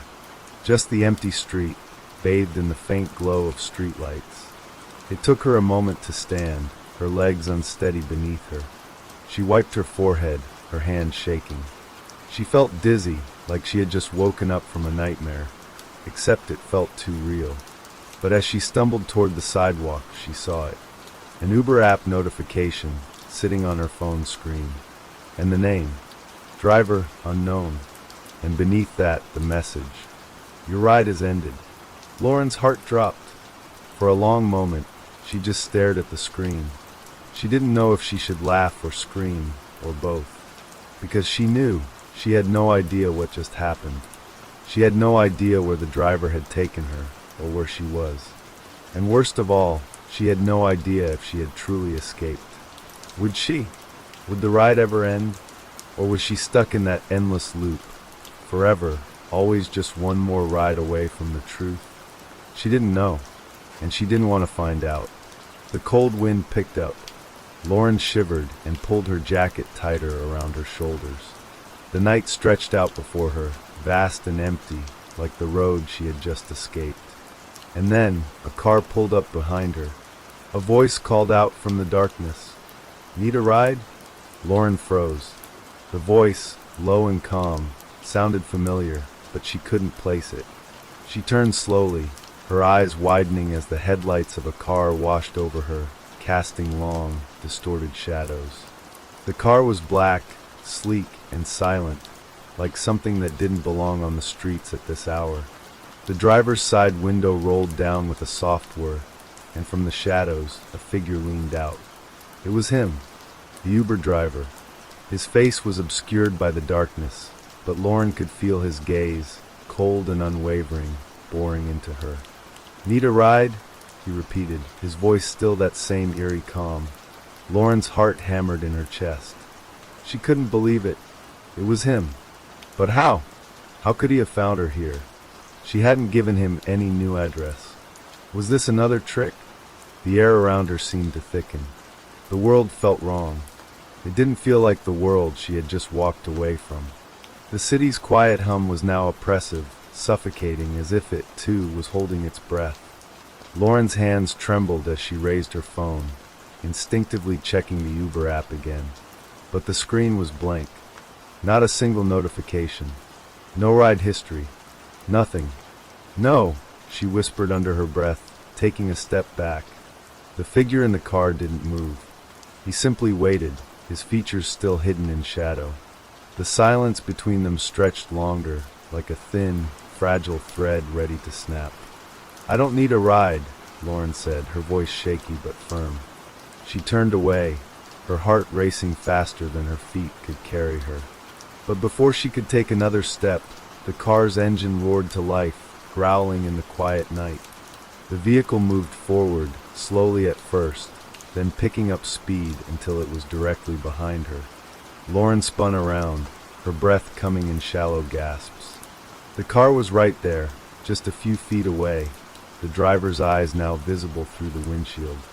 But his face was still obscured by shadows, like a black veil hanging between them. His lips curled into a small smile. "I'm not done with you yet," he murmured, and Lauren's stomach twisted into a knot. She didn't need to hear another word. Her feet were already in motion, running as fast as she could, her heart pounding in her ears, the streetlights blurring as she dashed past them, desperate to escape, to break free. The sound of the car's engine roared behind her, but she dared not look back. She had to get away. She could hear the tires screeching, the car closing the distance with every passing second. It felt like a nightmare, the world closing in on her, suffocating her with every breath. This wasn't real. None of it made sense. The endless rides, the faces, the voice. Suddenly she tripped. Her feet caught on something, an unseen crack in the pavement, and she was thrown forward, sprawling onto the ground. Pain shot through her knees, but she didn't stop. She pushed herself up, ignoring the scrape of the concrete against her palms, and stumbled forward. The car was still behind her, the headlights now blinding as they cast an eerie glow over the darkened street. Lauren couldn't keep running. She didn't know how much farther she could go before she collapsed. She was exhausted, terrified, and the world around her felt like it was closing in, warping and twisting into something unrecognizable. With one final, desperate gasp, she turned down an alleyway, hoping to lose the car, to lose him. The alley was narrow, dimly lit, and cold, the walls pressing in on her as she ran. But there was nowhere to hide. No escape. No. Crash. The sound of tires skidding to a halt filled the alley, followed by the thud of a door opening. "Lauren!" His voice echoed off the walls, cold and unfeeling, sending a chill straight through her bones. "You can't hide from me forever." Her chest heaved with panic as she turned, facing the dead end ahead of her. She was cornered. There was no way out. The driver was close now, so close, his figure emerging from the shadows like some dark, towering presence. He took one slow step forward, his shadow growing larger, stretching toward her. "You should have gotten in the car," he said softly. Lauren stumbled backward, her back pressing against the cold stone of the alley. She closed her eyes, desperately trying to block out his voice, to drown out the rising fear that threatened to swallow her whole. But it was no use. She could feel him now, his presence crawling under her skin, like something ancient and malevolent. "Get in the car, Lauren." His voice was a command now, low and dangerous, the air thick with an undeniable sense of inevitability. Lauren shook her head, her hands trembling, but she couldn't speak. The car's headlights bathed the alley in an almost supernatural glow. The driver's silhouette loomed larger, closer, and then a sudden noise. A crackle like static, but loud and unmistakable. The world shifted. The streetlights flickered. The shadows stretched, reaching toward her like hungry tendrils. Lauren spun around. She heard it again, a voice. Not the driver's. Not the chilling voice that had haunted her since the moment she stepped into his car. But another voice. A different voice.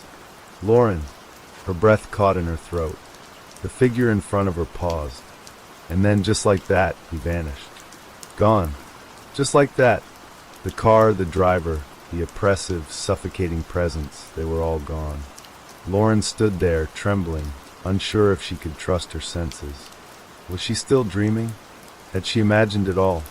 But then another voice, close now in her ear, whispered her name again, low and familiar.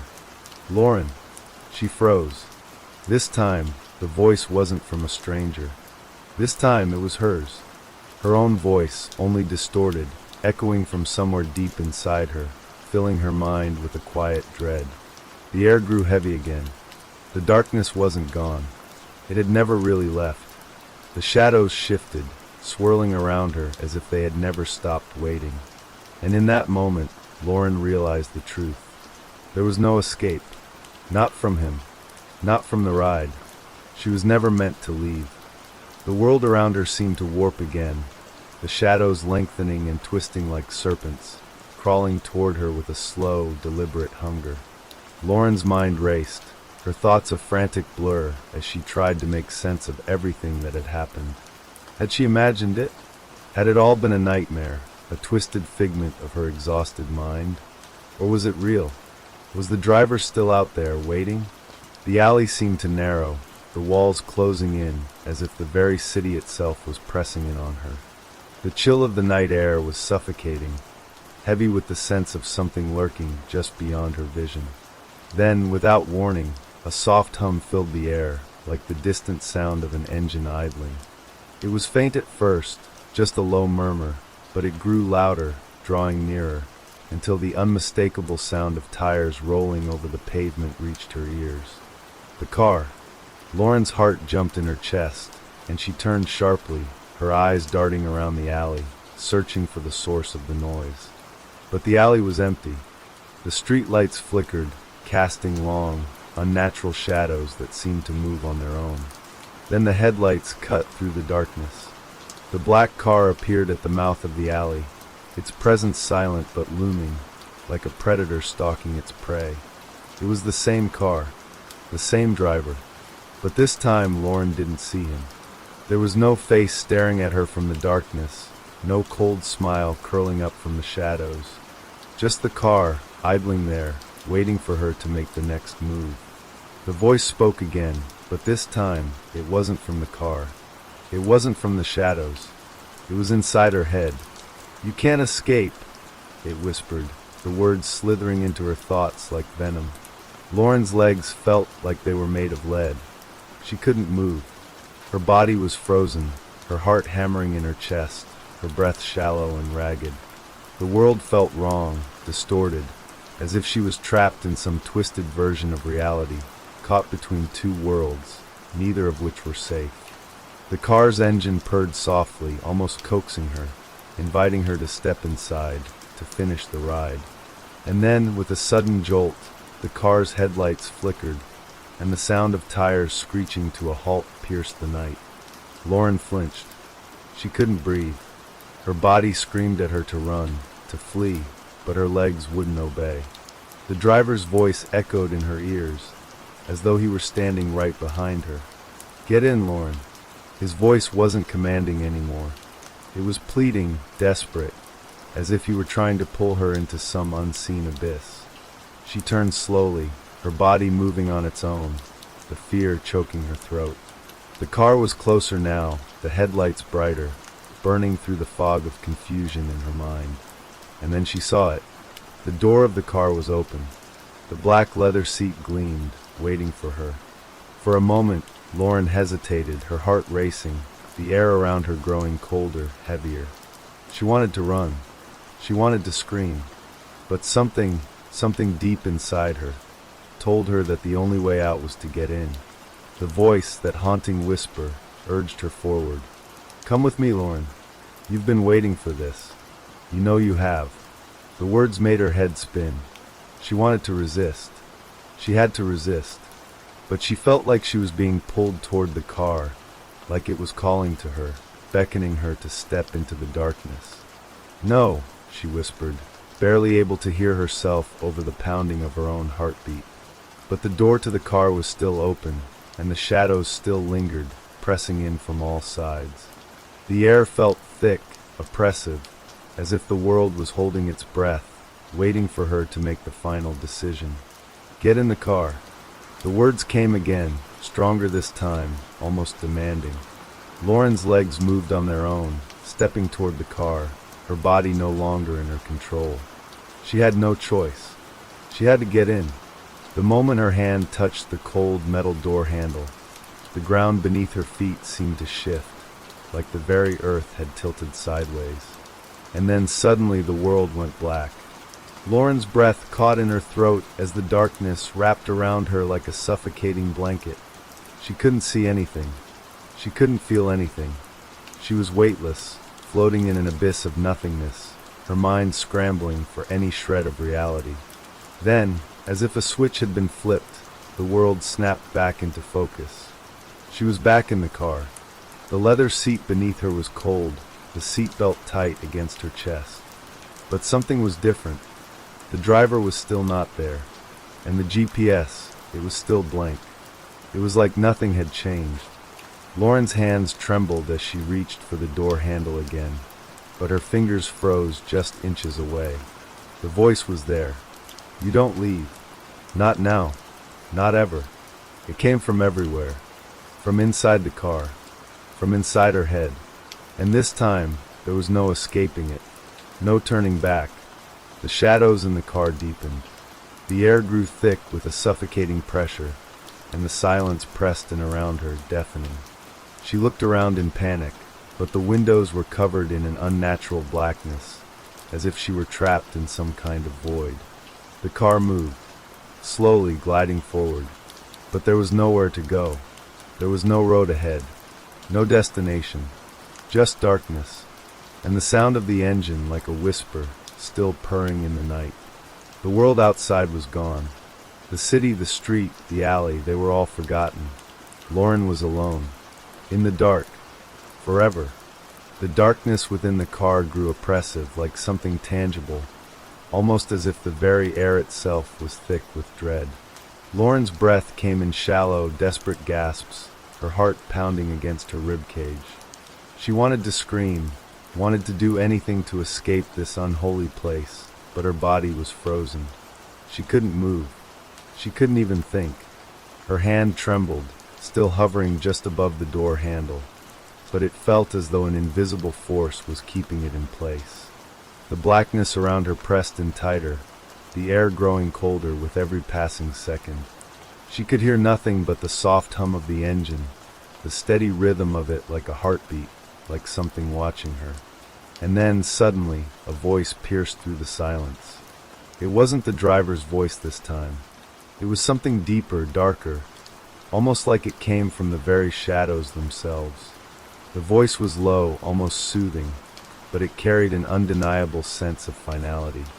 "It's too late, Lauren. You should have gotten out when you had the chance." The words echoed inside her head, and Lauren felt the weight of them sink deep into her bones.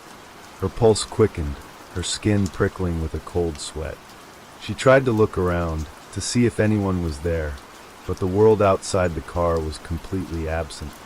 The windows were as dark as the void itself, and the only thing that existed was the car, her prison. You can't escape what's already been decided. The voice continued, its tone laced with something cold and cruel. Lauren opened her mouth, but no sound came out. Her throat was dry, her tongue heavy in her mouth. She tried again, her voice a weak whisper that barely made it past her lips. "Why are you doing this?" she managed to say, her words trembling as they left her. The car jolted slightly, as if it had hit a bump, but the feeling was strange, like the car was no longer moving on solid ground. The very sensation of it made her stomach churn. The sound of the engine was no longer a soft hum, but a low growl, like a predator preparing to strike. "Because you belong to it now." The voice was all around her, swirling like smoke, suffocating her thoughts. "You've been chosen. You've always been chosen." Terror gripped her chest. She knew somehow that this was no ordinary car ride. It was something far worse. She had fallen into something far beyond her understanding. A place where reality twisted and bent, where there was no escape. Suddenly, she felt the car shift again. The tires squealed, but the sound was distant, almost as though the car itself was no longer on Earth. The very fabric of the world outside was thinning. She could feel it in the pit of her stomach, the pull of the void, of nothingness. It was like the car was slipping through the cracks of reality, and the deeper it went, the more her mind unraveled. A cold hand, invisible but unmistakable, wrapped around her chest, squeezing the breath from her lungs. And then silence. Absolute, suffocating silence. Lauren couldn't breathe. She couldn't move. She couldn't escape. The voice returned, but this time it was different. It was louder, more insistent, as if it had grown impatient with her resistance. "You can't leave, Lauren. You never will." The finality of those words hung in the air like a noose, tightening with every passing moment. The car stopped, but the darkness remained. Lauren could feel it now, an overwhelming, crushing sense of hopelessness. She wanted to scream, but the sound would never leave her lips. The world around her had become nothing but a suffocating void, and she was trapped in it, helpless. As the weight of the darkness pressed in, Lauren felt a cold trickle of panic run down her spine. Her body was no longer hers to control. It felt as if the very air inside the car had solidified, as though she were encased in a tomb of silence. Her breaths were shallow, her heart hammering against her chest in a frantic rhythm. Suddenly, the engine sputtered to a stop, its rumble cutting off abruptly. The stillness that followed felt deafening, unnatural. Lauren felt as though she had fallen into a void, a place where time had no meaning, and where she no longer belonged. She opened her mouth to call out, but no sound came. Her hands were frozen, clutching the armrest with white-knuckled terror, her body locked in place. Then, through the blackness outside the window, a shape appeared. It was a figure, tall, thin, and impossibly still. It stood just beyond the window, its form barely visible in the pitch blackness. Its silhouette was indistinct, like a shadow made of darkness itself, only vaguely human. It was as if it was waiting, observing her, drawn into her terror. Lauren tried to scream, but the sound caught in her throat, crushed by the sheer weight of her fear. The voice returned, deeper now, like a whisper from the darkest corners of her mind. "Do you know who I am, Lauren?" Lauren's blood ran cold. She couldn't answer. She couldn't even think straight.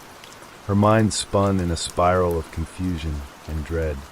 The figure outside began to move, slowly, deliberately, toward the car. Its steps were silent, as if it floated across the ground. Her heart pounded in her chest, each beat like a drum of impending doom. "You've always known me," the voice continued. "You just didn't remember. You were always meant to find me." Lauren's throat was dry, her pulse racing as if she were about to burst into flames. She looked desperately at the driver, pleading, hoping for some kind of help, but he remained seated, unmoving, his face still a blank canvas, a void where human features should have been. "Please," she whispered, her voice hoarse, barely audible. "Please help me." But the driver did not respond. Instead, he stared straight ahead, his expression as empty as the darkness surrounding them. The air in the car thickened, pressing down on her chest until she could barely breathe. Then the figure reached the car. It stood next to her window, pressing its face, no, its absence of a face, against the glass. There was no detail, no skin, no features at all. Just the hollow space where a face should have been. It was as though a void had taken form, and it was looking at her, watching her, knowing her in a way that made her soul shiver. "Do you understand now?" the voice asked, its tone dark and triumphant. "This is where you belong. This is your destination." Terror surged through Lauren, her mind racing, her heart skidding into overdrive. She tried to move, tried to pull the door open, but her body refused to respond. She was frozen, trapped, locked in place by something far worse than fear. The window grew colder beneath her fingertips, as if the very air outside was growing more hostile by the second. The figure outside, if it could even be called that, stepped back from the car, its absence of a face still pressed to the window, as if it were waiting. The engine clicked to life once more, its rumble filling the dead silence. The driver, with his faceless expression, slowly turned the wheel and began driving again, the tires spinning down a narrow, unseen road. The car moved forward, but the world around them remained black. No stars, no lights, no sign of anything but this void. And then the driver's voice, finally breaking the suffocating silence, spoke again, but this time there was no mistake about its tone. It was filled with an almost sickening finality. "It's time to go home, Lauren." Home. The word echoed in her mind, reverberating through her thoughts like an echo in an empty cave. Home. But where was home? She had no idea anymore. Nothing around her made sense, and yet she knew in that moment, with terrifying clarity, that she would never leave. There was no escaping this dark, hollow place. She had been taken, and the world she had once known was gone, replaced with a darkness that would never release her. Lauren's eyes flickered, her vision blurring, as though she were drifting in and out of consciousness. The last thing she saw was the black road stretching ahead, endless, and the vague shadow of the figure still hovering in the periphery, waiting, watching. And that's the end of tonight's stories. Keep listening to the sound of rain and fall into a deep, peaceful sleep.